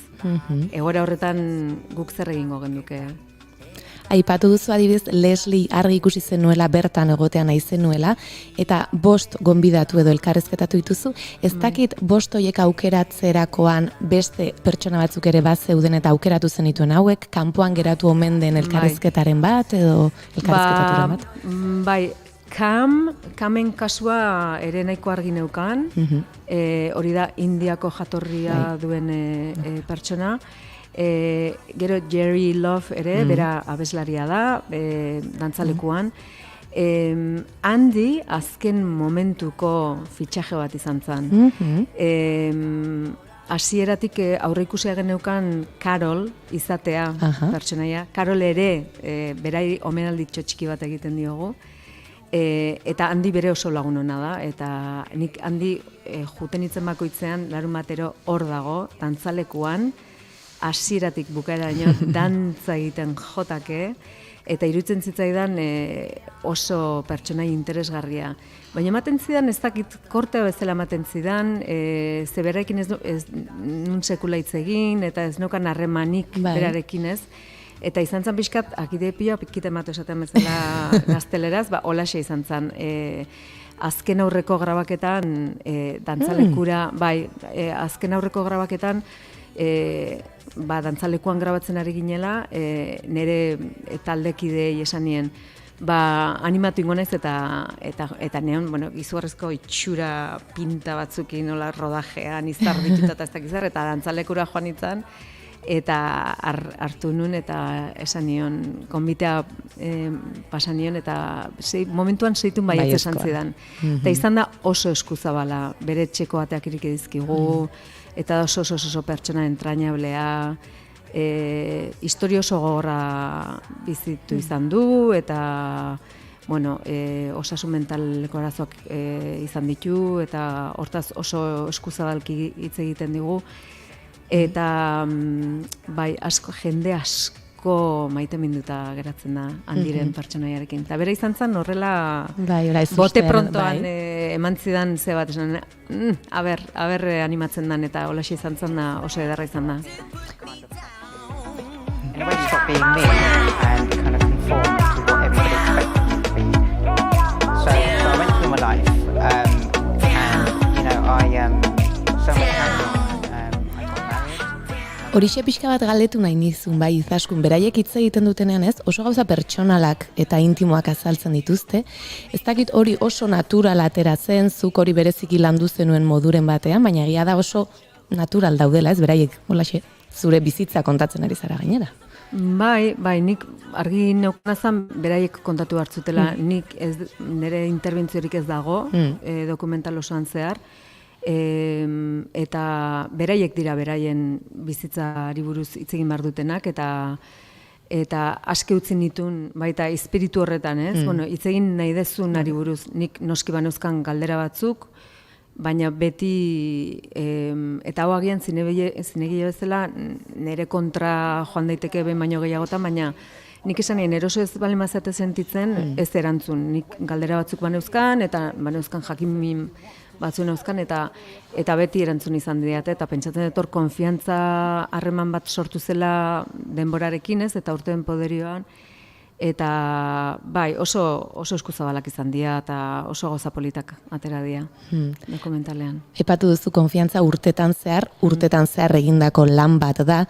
Pixka bat beste alderdi bati buruz ere galetu nahiko nizuke finanziazioari buruz.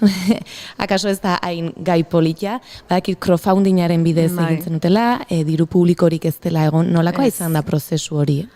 Ba oso gogorra izan da, hasiera hori, crowdfunding kanpaina pila bat egin ditut, bai da modu bat filmaren inguruan komunitate bat sortzeko, ez? Eta publikoa inplikatua sentitzeko proiektuarekin, eta orduan animatu nintzen crowdfunding kanpaina bat sortzea, eta bueno, hori gertatu zen, baina bueno, jasotako dirua izan zen, hasierako errodai horiek egiteko, eta horrela, gainontzeko guztia izan da, eta hori da hainbeste tarratu izanaren arrazoietako bat baita, izan da autofinantziatua, eta bueno, nire koproduktorea hemen daukaguna, ez zer ez du lertzen, klaro, baina, bueno, bion artean. Gero itzulpenak egingo dizkiozu. Bai, kontatuko dio dena. Ba, izan da izugarrizko babesa, ez? Beraiek, astapenetik egon dira hasieran proiektuan interesatuta, zinemaldian ezagutu nituen gainea. Hoi ez dute elkarrizketa bakarrean esan, baina hemen ezagutu ginen, eta bueno, gero ja, oindala urte batzuk formalizatu egin genuen harremana, eta ekoizkide bihurtu dira, eta izan dira beste amets bat izan dira. Nire ibilbide honetan kide primerazkoak izan dira. Amets asko egi bihurtzen orduan, azken aldi honetan, ez da? Bai, eta bida, nire lehenengo kortoa zuzendari bezala, Dreams Come True deitzen zen. Orduan da, super... Dana lotuta dago azkenian. Bai. Eta antolakuntzari dagokionez, ez zubilizara hemen eta Londres artean, ze garai grabatzen aritu zarenean, ja hemen zinen berez, ez da? Bai. Londresen bizi. Ni bueltatu nintzen 2013an. Eta nolakoa izan da hori guztia, azken batean ara joan, antolatu, esan behar dugu lokala larun batetan bakarrik egoten dela irikita, ez da? Bai. Bueno, Bikilerekin kontaktuan oso jarraian egon, eta ja erabakitzen gendunen noiz jungo gina, hori dena aldez aurretik planifikatzen gendun, eta antolatzen gendun, eta logistikoki bai da pixka komplikatua, gertatu zaigu denetarik, egin daitezke, bestakizena dokumental, making of, igual, inkluso dokumental baino interesgarra izango litzeke, goatzen ez adibidez, bidei hauetako batean, egaldia arratsaldez geneukan, ostirala arratsalde batean, eta ostiral goizean sonidistak deitu zian esaten aita izateko bidean zegoela. Aurreratu egin zela umea, eta orduan izan zen,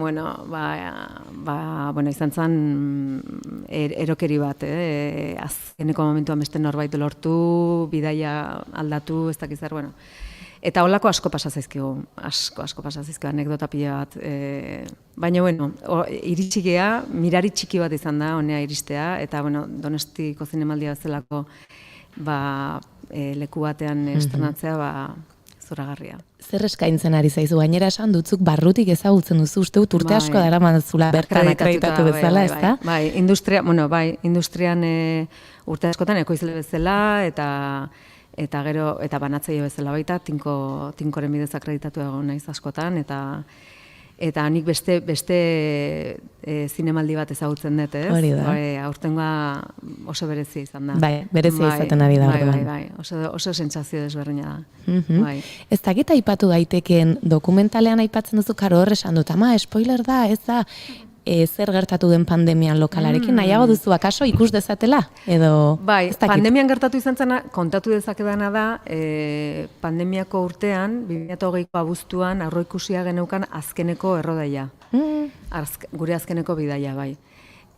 Orduan martxoak 17an dantzalekoa ixten dute, eta ez dakigu. Noiz irikiko dan, irikiko ote dan, bikilikia 65 urte zituen, nik nire imaginazio guztia saltatzen zitzaidan, esaten, honek erabakiko du jubilatzea, aprobetxatuz pandemia eta itxiera, eta ez dakiz zer.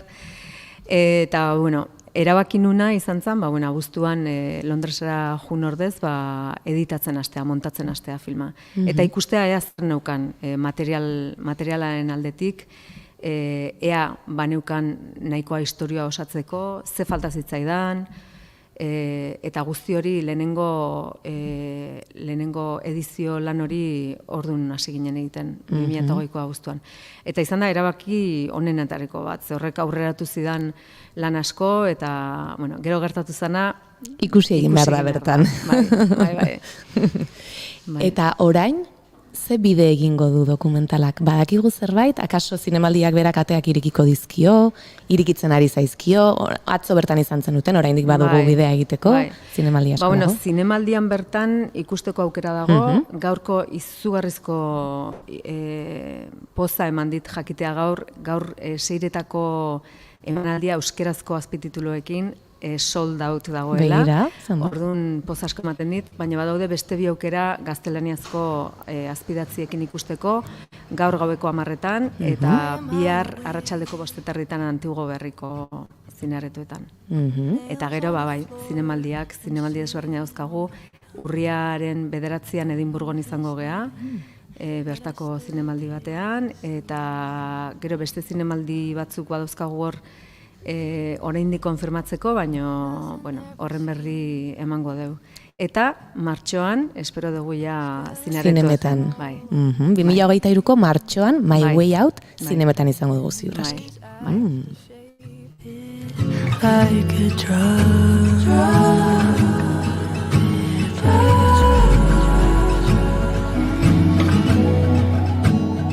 Don't answer me, I'm calling just to hear you scream.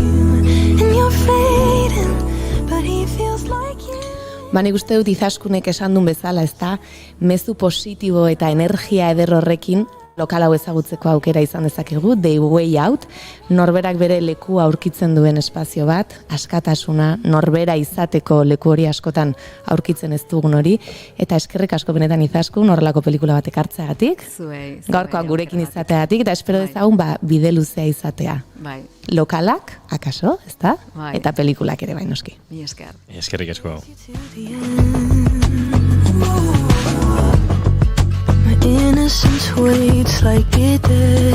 Eta gubagoaz aurrera segituan 5:08 izango dira, eta oraindik baditu, gonbidatu gehiago eta gehiago, Laizar Maria Lortza gurean.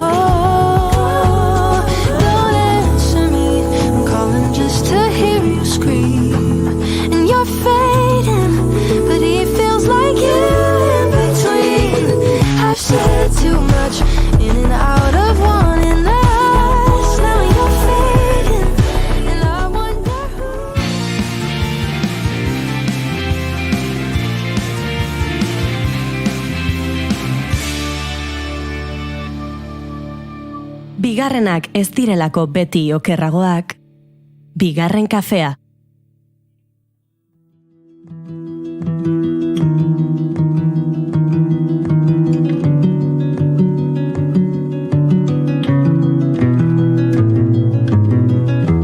Y por agradecer lo extraño de simplemente ser curiosa, singular. Ez dakit zinemaldiak itxutu nauen, edo liburuak eta zinema betidanik lotuta egon diren. baina liburuei buruzko nire esaldi gustakona ez zuen idazle batek esan, aktore batek baizik. Nuria Espert kataluniar antzezleak behin esan zuen liburuak balkoietako barandak direla. Ai, zenbat esan daitekeen hainitz gutxitan. Amanecer, cuando todo va a cambiar, todo de color. Hasiera batean, balirudike liburuek eta balkoiek ez dutela zerikusirik. Baina barandarik gabeko balkoi bat oso arriskutsua da. Libururik gabeko mundu bat arriskutsua den bezala. Liburuek salbatuko gaituzte. Liburuek ezin gaituzte mindu. Liburuek ez dute zauririk sortzen. Hala bai. Somos y dime, ¿por qué será? Dime, ¿en dónde estamos? Dime, ¿por qué? Maria Elorzak dei bat jaso zuen behin.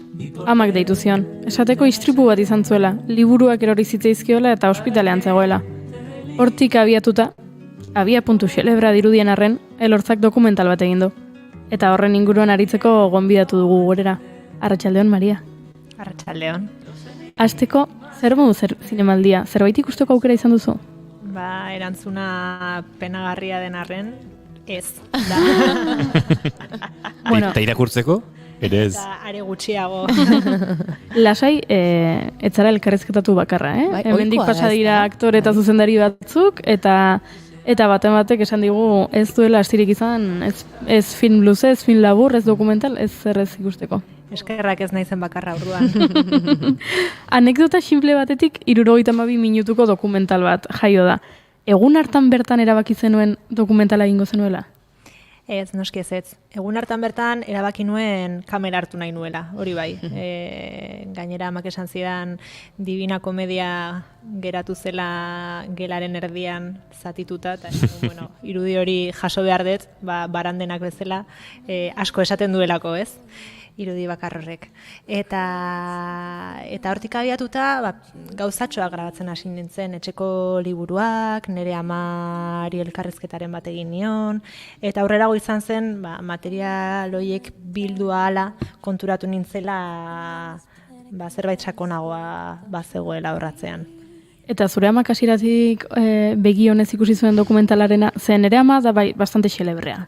Eta entzuten ari bada, barkatu ama, baina bastante xelebrea zara. Eta askotan pentsatzen dut, berari gertatzen zaizkion gauzekin dokumental bat egin dezake dela, baina ez dituzten. Nik uste dut alde batetik nire amak ez zuela oso serio hartu hasieran eta ez zuela erabat sinisten material hori beste norbaitek ikusiko zuela noiz bat.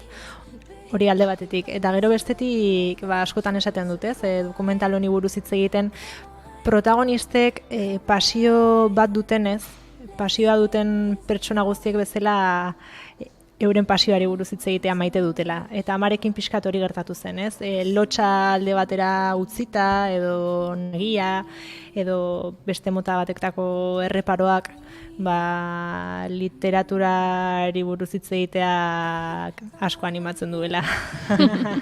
Ama da abia puntua, baina gero ezagutzen ditugu Loretoren, Bikiren eta Balen testigantzak. Bakoitza, denen aria liburuak dira, baina bakoitzak badu bere estiloa, ez da? Bata politikoagoa agian, bestea jostariagoa. Hori hasieratik zenekin horrela izango zela edo libre utzi dituzu emakume hauek? Emakumeak erabat libre utzi ditut nahi zutena kontatzeko, euren apaletatik bisita gidatu erabat askea egiteko, baina banekien aldez aurretik pertsonaien aukerak eta egiterakoan oso ezberdinak zirela, ez? Nik txikitatik ezagutzen ditut, orduan badakit Loreto mozorrotu egiten dela, irakurri ondoren, bai pertsonaiaren jantziekin, edo erosten dituela, ez dakit, Samuel Becketen txamarra bat, edo horrelakoak. Orduan banekien Loretorekin mozorroak egongo zirela, performansa egongo zela, antzerkia egongo zela. Eta era berean banekien Bikirekin burruka, politika eta hola esaldi zorrotzak egongo zirela eta Balekin intimitate asko eta momentu hunkigarriak, ez? Baina azken finean hausnarketa dokumentalarena bera da, ez? Liburuek zen motako garrantzia duten gure gizartean. Hori da, eta gero protagonista guztiek bakoitzak bere estilora gauza bat partekatzen dute, eta da liburuen bitartez bizitzen dutela edo literatura praktikan jartzen dutela, ez?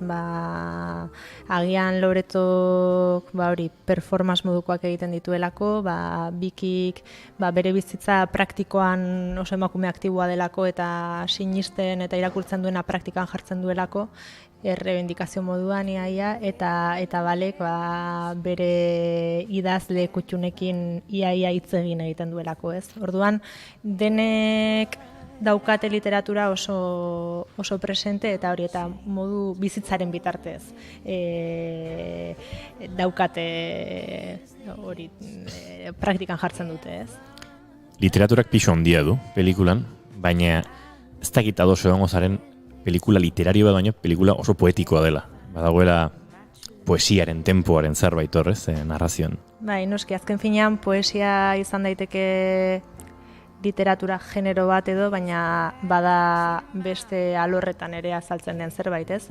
Poesia zinean egon daiteke, edo lirismoa edo non topatu dezakegu, ez? Eta hain zuzen saiatu naizena filman izan da, literaturatik poesia eta edertasun eta irudi horiek ateratzen zinera itzultzeko, ez? Eta bai, komunikazio horretan aritu naiz. Collage moduko bat osatu duzu, irudi mordoa daude, elkarrizketez gain, bai etxeko irudiak edo ez dakit Monte Cristoko kondearen zatiak, denetarik, dauka filmak. Nolako izan da prozesua, ze pentsatzen dut, orduak eta orduak pasa dituzula materiala biltzen? Bai, biltzen eta gero muntatzen, ez? Ordu asko pasa ditut irudiak ikusten, baina gero irudi batzuk besteekin probatzen, ez? Eta nolako talka edo nolako elkarrizketa sortzen zuten ikusten. Metodologia izan zen lehenengo elkarrizketak grabatzea, eta gero egitura horrekin beste leku batzuetara joaten saiatzea, ez? Bai nik filmatzen dituen irudien bitartez, ez?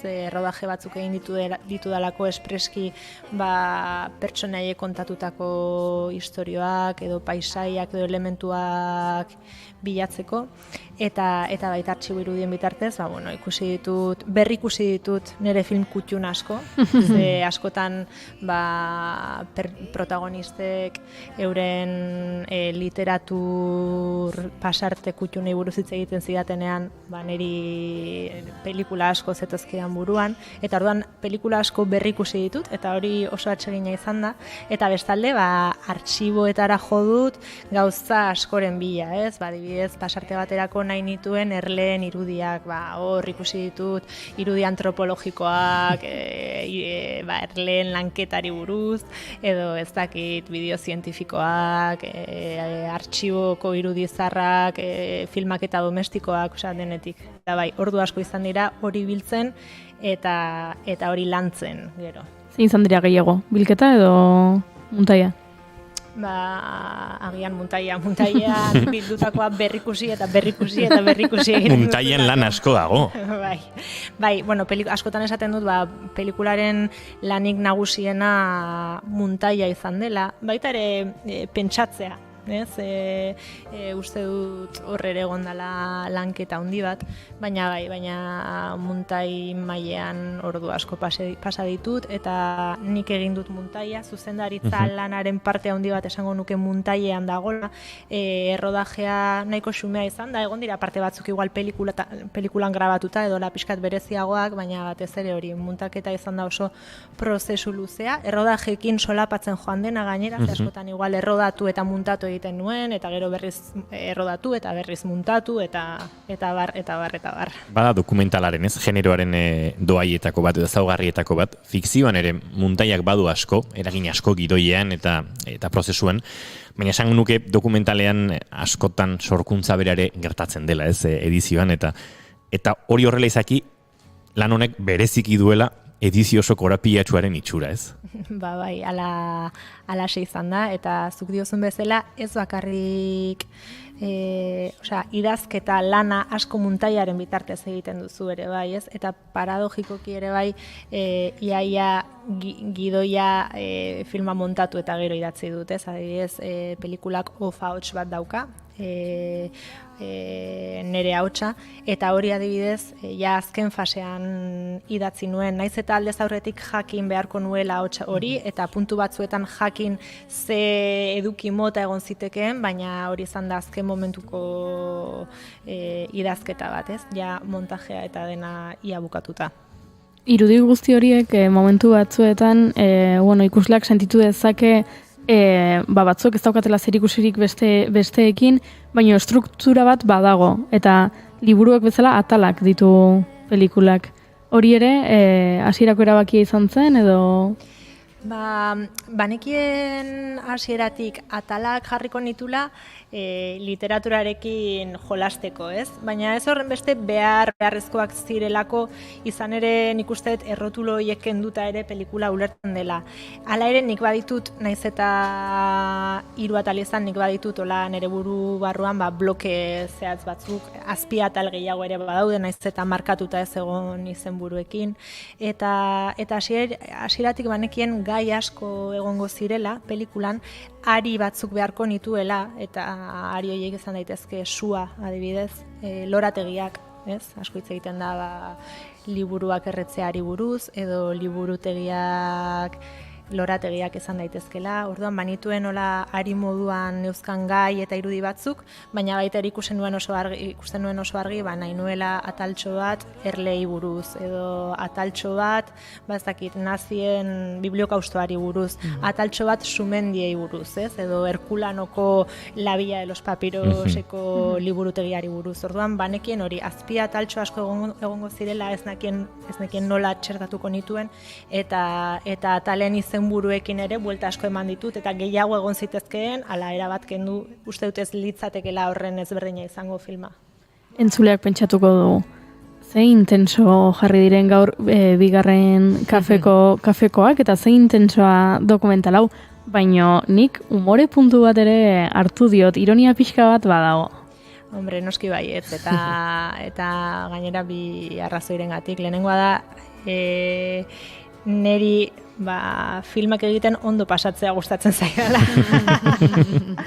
eta beharrezkoa iruditzen zait, eta nire bizitza pertsonalean ere parre egitea eta malizia pixka batekin begiratzea errealitateari. Eta bestalde gainera kasu honetan bereziki olako gai itxuraz serioa lantzeko iruditzen zitzaidan ezin nuela serio jarri hasieratik, ez dela oso astuna izango zelako filma, eta gero iruditzen zaidalako ikuslearekin konektatzeko humorea oso tresna ona dela, eta nik nahi dudana da pelikula divulgatibo bat egin, ez? Zola nire hausnarketa elitista bat, ez dakitze gai garrantzitsuri buruz, ez? Virgiliok gizonei eta armei egiten zien kantu, eta zuk emakume eta liburuei. Izenburu aukeratzea errexea izan da, zen niri iruditzen zait, nien naiz sortzaia, baina iruditzen zait izenburu bat jartzea, bai izan disko bati, liburu bati edo pelikula bati, izan berdula zakitagian zaiena. Akaso konta daiteke barkatu, zu entregatuta zondela pelikula ontara izenburutik, ja? Bai. Esto zera karrarria dela. Bai. Nik izenburu antzun, eta esan hona, begira, hau ikusi behar dut, bai. Eta atzo joan nintzen, nire herriko udal liburutegira, eta bertan lan egiten du nire lagun batek, da liburu zaina, eta galdetu nion, zer zinemaldira zoaz bihar, eta esan zidan, bai, bihar bakarra ikusiko dut, eta esan nion, ez esan, a los libros y a las mujeres kanto, eta bai, nola dakizu, eta nik, a ber. Oparitu behar diozu Ainoari, a los libros y a las mujeres kantoren horriak markatzeko, karagarri polita da. Bai. Nik uste Andres Ibestat eskatuko diogula. Nik ere bauzkat, bestela. Bauzkazu, bale. Pero oingo dugu kontrabando. Kontrabando pixkat. Baina kaldera, izenburuari buruzkoa barkatu. Ea zaila izan den, ala ez, izenburua erabakitzea. Egia esan, bida, kontatu didazunak izugarri poztu nau, izenburuarekin buelta asko eman ditugulako, eta nik neukere zalantza asko euki ditudalako. Hau izan zen, hasieratik jarri nion izenburua. Piskatola oraindik prozesuan zegoenean, pentsatuz, akaso aldatu egingo dut izenburu hau, jarri dezagun hau lehenengo gidoi edo txosten honetan eta ikusiko dugu, ez? Hasieran, Virgilioren bertso horrek bazuen presentzia handiagoa, ez? Alas armas y al hombre canto. Bazegoen Eneidari buruzko pasarte bat, Erroman errodatzeko sekuentziaren bat, eta pixkanaka hori desagertzen juntzen, eta iruditzen zitzaidan izenburuak berak igual indarra galtzen zuela. Gainera, ez neukalako oso argi paralelismoa ulertuko otezan, edo agian ez da horren bertso ezaguna, eta ez neukan oso argi funtzionatuko ote zuen ala ez. Baina bestalde, ja amaieraldean sentitzen nuen pelikula benetan hori zela, kantu bat, emakumei eta liburuei, eta naiz eta beste gauza asko probatu ez nuen lortu. Eta bestalde gustatzen zitzaidan hola aintzinako lan bati aipua egitea, moda zera bat pasatako ezakit izenburu bat jartzea, eta horrek zeukan ere ironia, lehen esaten zen moduan, pixkat ironia hori islatzen zuela, eta hantxe geratu da. Aitortu hori dizut, zoragarria iruditu zaidala, eta bigarren kafe bat hartzeko itzordua jarri behar dugula. Ze gauza gehiago komentatuko nituzke, baino irratsaioak hori du, ez? Zinemaldiak estutzen gaitu, eh? Bai, zinemaldiak estutzen gaitu, eta gustatuko litzaidake gauza gehiotaz hitz egitea, baino hurrengoan izan beharko du. Nahi dezuenean. Izango du bigarren mugarri bat, pelikula honek, eta aitzaki hori baliatuta gonbidatuko dugu Tolosara gurekin kafe hartzera. Perfecto. Primeran. Eskerrik asko, Maria Lortza. Eskerrik asko, Maria. Zuei.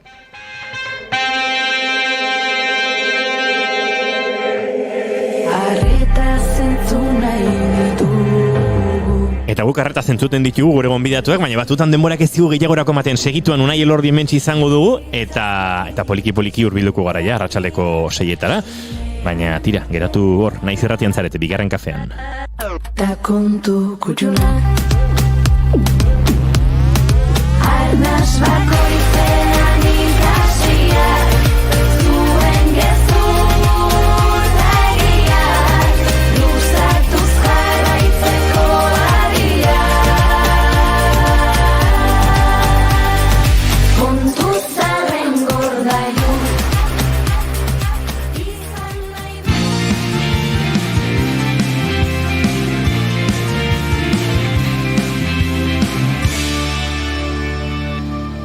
Emaiozu bigarren aukera bat egunari.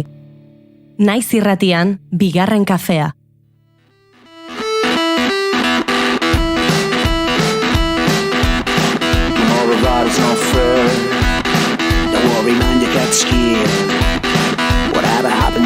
Zer dezu, Goiuri? Zein dezu, beste kafe bat hartu? Zaizuma kafe dara matzadan. Bapaten indezu segulako goraka da. Unai Elordi atorrelako, eta espaldi ikusi gabe. Lotxe gabe hori. Entzute zait? Entzute zaizu. Lotxik ez dakak. Zango nuke, bai. Bai.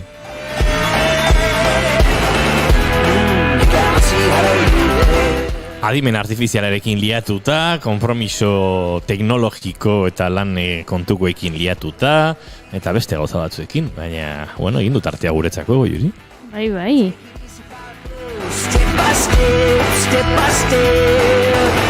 The game plays with us You want you not to make a plan Zurrumurruek diote, Lumiera nahiek zinematografoarekin grabatutako lehen irudiak erakutsi zituztenean, jendeak izututa alde egin zuela aretotik. Tren bat mugimenduen ikusteak gehiagizkoa izan zen askorentzat. Tren urak harrapatu egingo zituela uste baitzuten.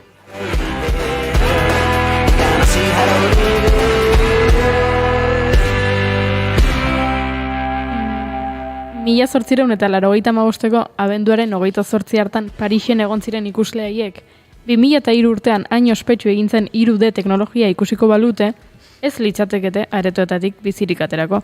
Baina gu ohitu ginen, eta baitan azkatu ere.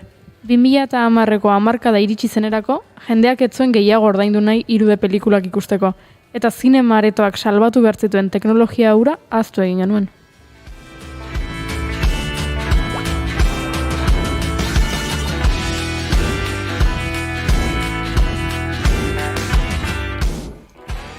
Horrek galdera bat sortu du. Zein izango da zinema aretoetara itzultzera bultzatuko gaituen teknologia? Efektu bereziak? Adimen artifiziala? Nik ezakit, baina zinemaldian badakite zerbait horren inguruan. Gaur goizean ospatu dute Zinemaldia Startup Challenge lehiaketa. Teknologia berriak txertatzen dituzten ikusentzunezko 10 proiektu lehiatu dira bertan. Donostiako Zinemaldiak antolatzen duen Europako enpresa ekintzaileen lehiaketa.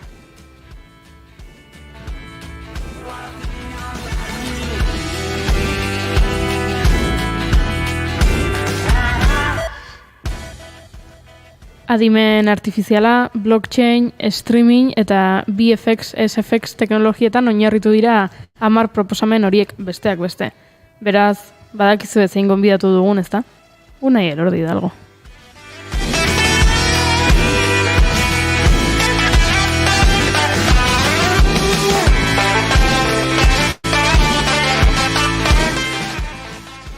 Arratsaldeon, Unai. Arratsaldeon. A ber, hasteko. Zer demontre da Zinemaldia Startup Challenge? Bueno, ni oain dara gutxi enteratu nahi bai, ez durik esango.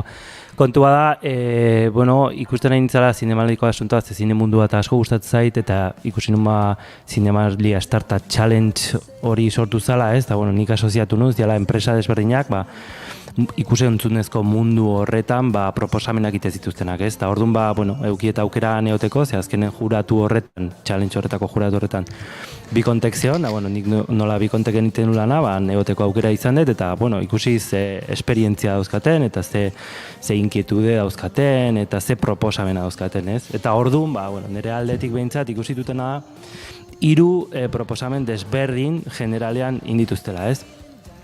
Askotan pentsate dugu, igual zinea bera edo ikuskizuna hobetzea dela, baina normalean aldatze dutena da ikusentzunezko mundu horretako gauzak nola hobetu daitezkeen, adibidez, ez dakit.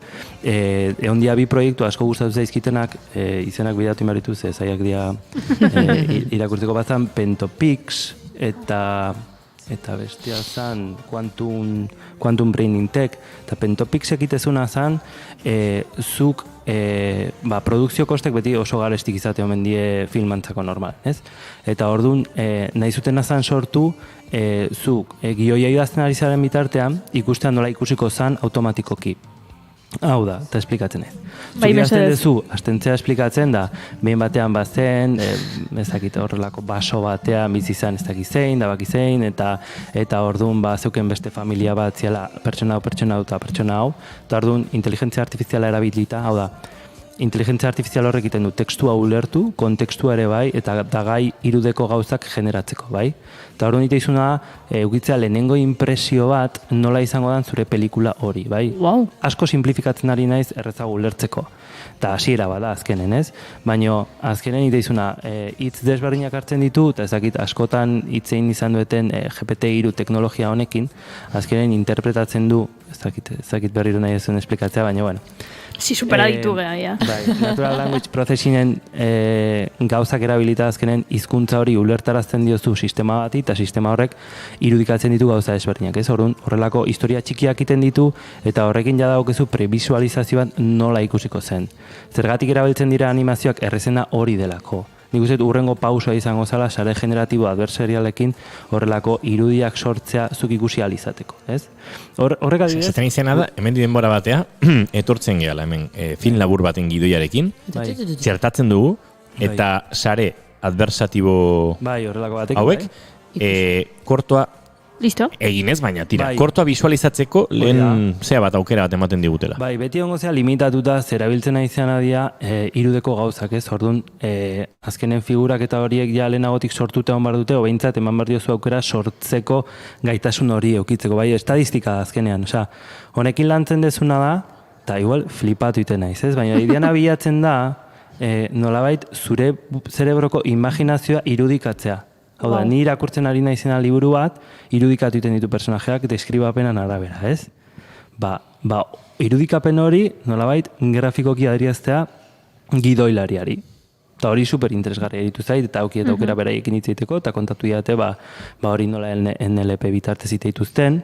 Eta gero horrekin batera, beste tipo batzuk, ja saiatu dira egiten horrelako zerebro txikiak, hortaz gain, idazteaz gain, zuk esaten diozu. A ber, idazu historia bat, zakit horrelako unikornio rosa baten bizitzari buruz, bai? Eta horrek sortzen du gioi bat, eta gioi horrekin sortzen ditu horrelako animazio konkretu batzuk, eta beraien artean egiten dute interaktuatu eta dialogo guztiak sortu, bai? Baina lanak enduko digute, Ez, baina hori ez da kontua, beraien helburua, baina ez du ondo ingo. Hau da, ingo dizu previsualizazio bat. Hori esate zuten itzultzaileetaz, eta gero itzultzaile neuronalak azkenean. Baina hori horrek ere ez du balio. Euskeraz behintzat. Euskeraz behintzat itzultzaile neuronalak. Ez da euskeraz eta ez inglesez, porque adibidez nahi gertatzen zaiten gauza bada, nik izin eta artikulo zientifiko bat inglesez publikatu traduktore batekin, osea, eske... Barkatu, barkatu. Zen momentutan, Unai Elordi Hidalgo dago itzultzaile neuronalaren ingeles gaitasunaren gainetik. Makina. Hombre, garota zuek, bai. Nik ez dauken nire burua ingarbi. Ez pila enroiatzeia, horrelako itzultzaileak, badago, sare neuronaletan iretego itzultzailea da Deep L, nahiko ondo egiten dula, baina alar esaten zu, honi falta zaio pertsonaria puntu bat, oraindik sekretua kontatuko izuete. Balio dute, beste herramienta da. Duela 12 urte, Elordik ez zeuken ingeles maila hori, Ez, hori egia da. Eta sekretu gehiago ez ditut kontatuko. Ikasite, ni pakete bat nintzen inglesen, da bain paketillo bat nahiz. Eta zuk duela urte bete etzenekin GPT-3 zertzen. Eta orain goendik ez dakizu. Baina, badakizu zertak idan, eta hori azken urteetan ikasi dut, film labur bat virtualki osatzeko ere, gaitasun konputazional ondia beharko du. Egia da. Diru asko da. Osea, berez, holako gauzak bilatzen nahi diena da, aurreratzea hasierako errore txiki horiek, nola geldituko zen, nola bizaletzatuko zen. Ez pentsatu kriston, FX-eko jendeak lana galduko dula edo kreatibitateak kenduko dezula. Baizik eta ingo dizu beste herramienta bat eman. Eta kit inoiz gertatuko da, guregatik ingo dituzten gauza. Eske hori beste gauza filosofikoa da, ze hori txingo zuen motabarsoi buruz, telita, telita. Baina, bueno. Hau da zirriborro bat egiteko bezala, ez? Osa, hasierako lehenengo ideia bat. Kriston gauza erok ikusi ditut, interesgarrik, baina igual da ni mileniala naizela eta generazion Z-ako gauzak, bueno, nik uste da dantzeko haukula, Baina gauza betan mintzaten naiz batean. Eta benetan zatizuet hori oso interesgarri eritzek. Ida da, beste gauza bat, uste ditela, normalmente okizkan podala demokratizazioa, bai? Blockchain, NFT, eta gizeta, denak sonatzen superpolita eta superona, ez? Demokratizazio mundunde bai dirupila bat uzten da, eta ikusi ditut bi proiektu, bastante interesgarrik, bat, iruditzen zait oso interesgarria, eta ondat usteet itzen deula dela, nolabait, propiedade intelektuala, babesteko plataformak sortzea egileentzako. Eta orduan, demokratizazio hori dator blockchainetik, bai. Ez dago entidade bat dena gestionatzen duena, baizik eta sare guztia da esatuna. Eta hau nik uste bere momentuen esplikatuna. Blockchaina da, zabe kuadrian, afari baten, bai? Eta mundu guztidaki ordaintzeako garaien, diruz ordaintze genunen, zeinek ordaindu duen, bai? Orduan, nik hau jarrien, eta mundu guztidaki, bai? Eta horrek esan nahi duena, mundu guztiak ordaindu dula, bai? Eta hori da azkenen demokratizazio ditzaiun horri, bai? Eta autentifikazioa, eta gauza guztioik. Eta gero, beste gauza bat, super berria inzaitena izan da, enpresa bat izan azula Kino Green Token, osea, tokena dator blockchainetik, bai? Eta blockchaina konsumitzen du, eta behar du kriston gaitasun konputazionala, bai? Green hori dator nahi dutela gaitasun konputazional hori, bai? Eta nahi dutena da pelikulatan eta horrela, sortzen dan huella de karbono, etzezain hori, nolabait geiztea sensorizatuta eta demokratizazio munduan, bai? Hori nahi egia esateko pixkat urrun gelditzen zait, osea, oraindik ez dut oso tangible ikusten, baina egia da, igual demorakin etorriko dala, bai? Eta gero beste gauza bat, euskalduna dira, de hecho, Bilboko batzuk, iruta gauza bat, eta nik uste inoi gustatuko zaila pila bat dala. Zuk behin gitarra jotzen dakizunen, nahi duzu gitarra kantak ikasi, bai? Eta horren jutezea YouTubea, eta ikustezu norbait, eta jartzen du tablatura, ez? Eta tablaturak itea, benetan da koste bat oso handia denboran, bai? Azkenen jarri behar dituzu tempoak, eta jarri behar dituzu konpasak, eta notak, kortxeak, semikortxeak, ez? Eta kriston lana dauke hori egitea. Beraiekin nahi dutena da, horrelako plataforma bat sortu, badibidez, postal kolekzionistak, ez? Bere temazok jarri nahi ditu, ez? Eta orduan... Aste artean single berria dakarte gainera, pentsa. Inigo esatu, ni nahet single berriain, baina, hain partitura guztia jartzea hor, kriston marroia da, eta kriston lana da. Orduan, beraiek nahi dutena da, kamera baten bitartez eta audio erabilita, fusionatu, zure ezkerreko eskua trakeatu, zure eskuiko eskua trakeatu, eta sonidoaren bitartez akordea zein dan jakin, tempoa lortu, eta horrekin partitura automatikoki sortu. Eta horrek, kriston denbora pila aurrezte izu, ez? Ze hain YouTubeen seguramente ikusiko zenituen horrelako anuntziok, ez? Ikasi gitarra denbora gutxin ezak zer? Ba, ideia dator hortik, bai? Eta de hecho izan da irabazlea. Izan da, Estatu Espainiarreko proiektuen irabazlea izan da. Eta oso kuriosa izan, gaina, Brunokin itziteko aukera aukiet, eta esplikatu dit nola egite zituen gauza guztiek, eta teknologikoki nahiko itxura polita auke. De hecho, esan zian, beraiek esiziala gestionatzen Nogen eta Euskal Talde askoren intellectual property guztia, eta horrelako gauzak. Orduan ja mundua nahiko ezagutzezun, eta irutu zaion toki bat zeola, eta benetan interesgarria irutu zait, eta demoak eta politiak zian. Ze guapo. Eta gero, beste gauzat, batzetan ere eskutatik joten dana, bai? Interakzioa, multimodalidadea, sare sozialak, ikusiet proiektu bat zeola, oain naizela oso ondo baten zintzen izena, baina nahizuna zan, zuzabe kontzertu baten, ez? Daude mobil pila bat, bai? Aplikazio berdina... Zuntzitu iteitu dena, Ez. Ui, bai zala ona, Bueno, esan txala izango, ez? Ze boomer gatu zaizu. Oso boomer, bai. Bai, super boomera galitu, edadeko gea, así que... Hoxe da, xauken asok. Bueno, deskonzentatiten. Kontzertu bat entzaude, jende mobil pila. Eta orduan, daude, ikuspuntu desberdinak, bai? Eta orduan, jendeak ititu grabatu bideok, bai?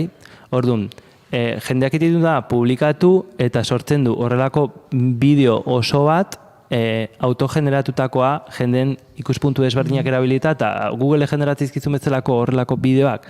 Baina jendean mobilan edukiak erabilita eta komentarioak erabilita eta sinkronizatuta eta horrelako gauzak erabilita.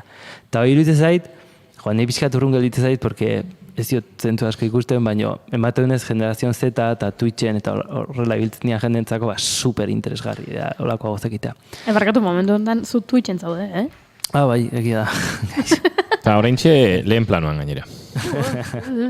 Ez hori, orduan, iruditzen zait teknologikoki oso interesgarria, ze multi-streamingeko sistemak erabiltzen dituzte, eta hori zerbitzari batea igo, sinkronizatu, eta puntu importanteak zeintzu dian jakitea, ze horrek azkenen behartzen zaituna eszenaren ulermena desarrollatzea makina bat. Bai? Eta hori indezakete sare neuronal desberdinak. Oso komplexua da, eta ez eta aukera auki hori ikusteko nola zan, baina, bueno, idea nahiko politia eritzen zait. Eta gero, irabazlea internazionalak izan dienak, indute gauza bat oso terrenala esan genezak, ez? Oraingoa dana. Bai, ikusiet daukezula horreko mai bat daukezula, ez? Olako Stream Deck batekin eta volumena kontrolatzeko olako gauzekin, ez? Beraiek dutena sistema MIDI bat, zuk daukezuna bezalakoa, bakarrik input batekin ordenagailua di joana eta kontrolatzen duna mai guztia eta modulatu dezakezu zuk nahi ezun bezala. Osea, jarri ditzazkezu nahi duzun botoiak, erabili, reguladore ezberdinak eta hori dena driver baten bitartez sartzen du. Baina... Hoi nahi deu, inigo? Baina gero hardware bat beharko zu? Ez hardwarea hori da. Maila da hardware MIDI bat. Dosa. Direktamente juten da area. Orduan zuk reprogramatzen duzu zure gustora.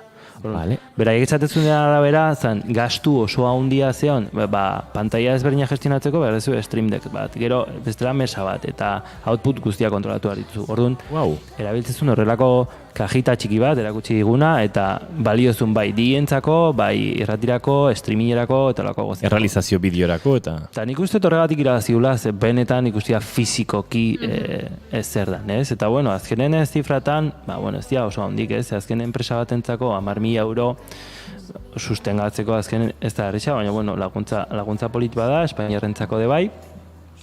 eta Kino Green Tokenek irabazi du innovadorena izango zena. Eta egia esan, ez dakitzuek ze ikuspuntu hauko zen, ze irudikatze zenuen zinemako evoluzio edo entzunezko munduan zer izango zen evoluzio bat zuentzako. Ziguak kristoni da euskezue. Eta egia da. Igual urrengo urten izena eman. Oixe, nahiko lan ez dugu egitzen da aste honetan. Hemen, txatean gorkak idatzi du, horixe Maiaren asuntu hau fitxatuko dugu Ataun irratirako. Ez dakit prezioa zein da, baina uste directamente web horretik bialtze dutela izan hau, Special Waves. Ba, Special Waves. Eta ikusi, gorka bilatu. Web hori ez dauket, baina bai. Bueno, ba, urrengo urteako zerbait ega okurritzen zegoen. Special Waves. Esan... Italianoa da enpresa? Bai, italiana da, bai. Gaina ingles super italianoa zeuken. So he spoke English like this? Bai. Fiskat horrela, ez? One day, I go to Malta, bador bideo bat YouTubeen, super ono. Bueno, beste hona azentua ere identifikatzen dute ez pentsa. Bai. Ni bendera gutxi, Zelanda berrikoan nintzen galdetu ziaten. Bai. Aleman batek. Ui? Zelanda berrikoa? Yes. You sound like, see? Like from New Zealand, ni nola ba? Bueno, urrengo urten Zinemaldia Startup Challenge-en izena emango deu. Zuk esango duzu zehala Zelanda berriko enpresa bat, horrela nazioarteko... Zelanda berriko, ez? Hor, ingo dugu, ea nola...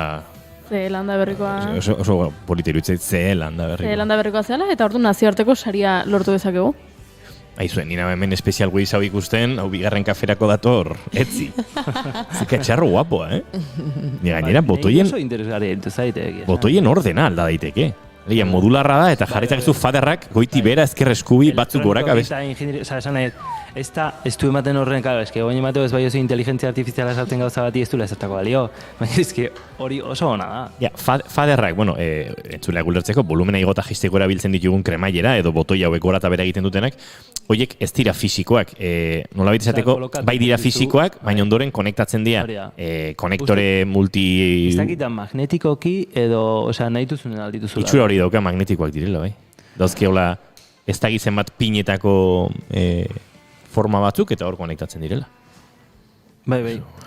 Eta gero, hau dena esan da gero, etorria holako mainguru bat, 3 pertsona espertukin, bat bastante filosofoa zan zela Kim Manguson, Scandinavian Film Distribution dela superfan metaversoana. Gero zion, RTV-ko direktora kreatiba uste zela, Beatriz Pérez Vargas, baino pertsonak izan behar dizuet, gehiena gustatzen zaitena izan da Maitane Valdecandos. Dala Bilboko Audenseko CEO-a da, eta intellectual property eta horrelako goztan oso sartuta dago. Eta nik ikusten duen realistena behaz dela. Ze, azkenen, metaverson rolloa eske niko bainik ez detu lertzen zer dan benetan. Ze guapoa etortzea menu nahi Elordi teknologian aditua. Bai, bere karrera, master, doktorandoa eta parrafa da guztiakin, aditua, ez du laulertzen metaversoa. Ez dakit, boomerrakin itzen goet. Second Life jokua ezagutu zenuen inoiz? Bai. Ikusten duz ez gertatzen den, eta gurtzen hasi behar du, baina nahi Lordik begiratzen digu. Oian eta bioi, boomerrak bere belauneko geralako. Guk idearik ez, goiurik badaki. Emakume honek urte asko dauzka eta gezurretan ari da. Australiako lagun bat egin nuen, Second Life-en. Bai. Zer da hori? Metaversoa zan. Eske hori da, metaverso errealena azken hori da, oain betoriko batzuk jartzen diteu eta realidade virtualan barrun gaude. Baina metaversoak azkenek ekartzen ditu beste elementu espekulatibo batzuk dira, adibidez NFT-ek eta aktibo digitalak eta ez dakitze, Maitanek hartu du hori dena eta esan du, hemen pertsona batena balin badazuk ezin ezu hartu pertsona horrena eta aktibo digital hori sartu. Imposiblea da, ezinezkoa, jazta, fin de la historia. Historia amaitu da guretzat ere, baina Unai Elordirekin metaversoaren inguruan jarraituko dugu, horrelako ostegunen batean, Oiana Maritoren agenbe datorren ostegunen arte. Bai, ostegunen. Unai Elordi Hidalgo, bi aste barru ikusiko dugu elkar, Goiure Zizarrandi azu, bihar. Hemen txintxo. Eta zuen zule ere, bihar arratsaleko 4 eta 5 hemen txen, Naiz Erratian bigarren kafean orain, informaziorako tartea.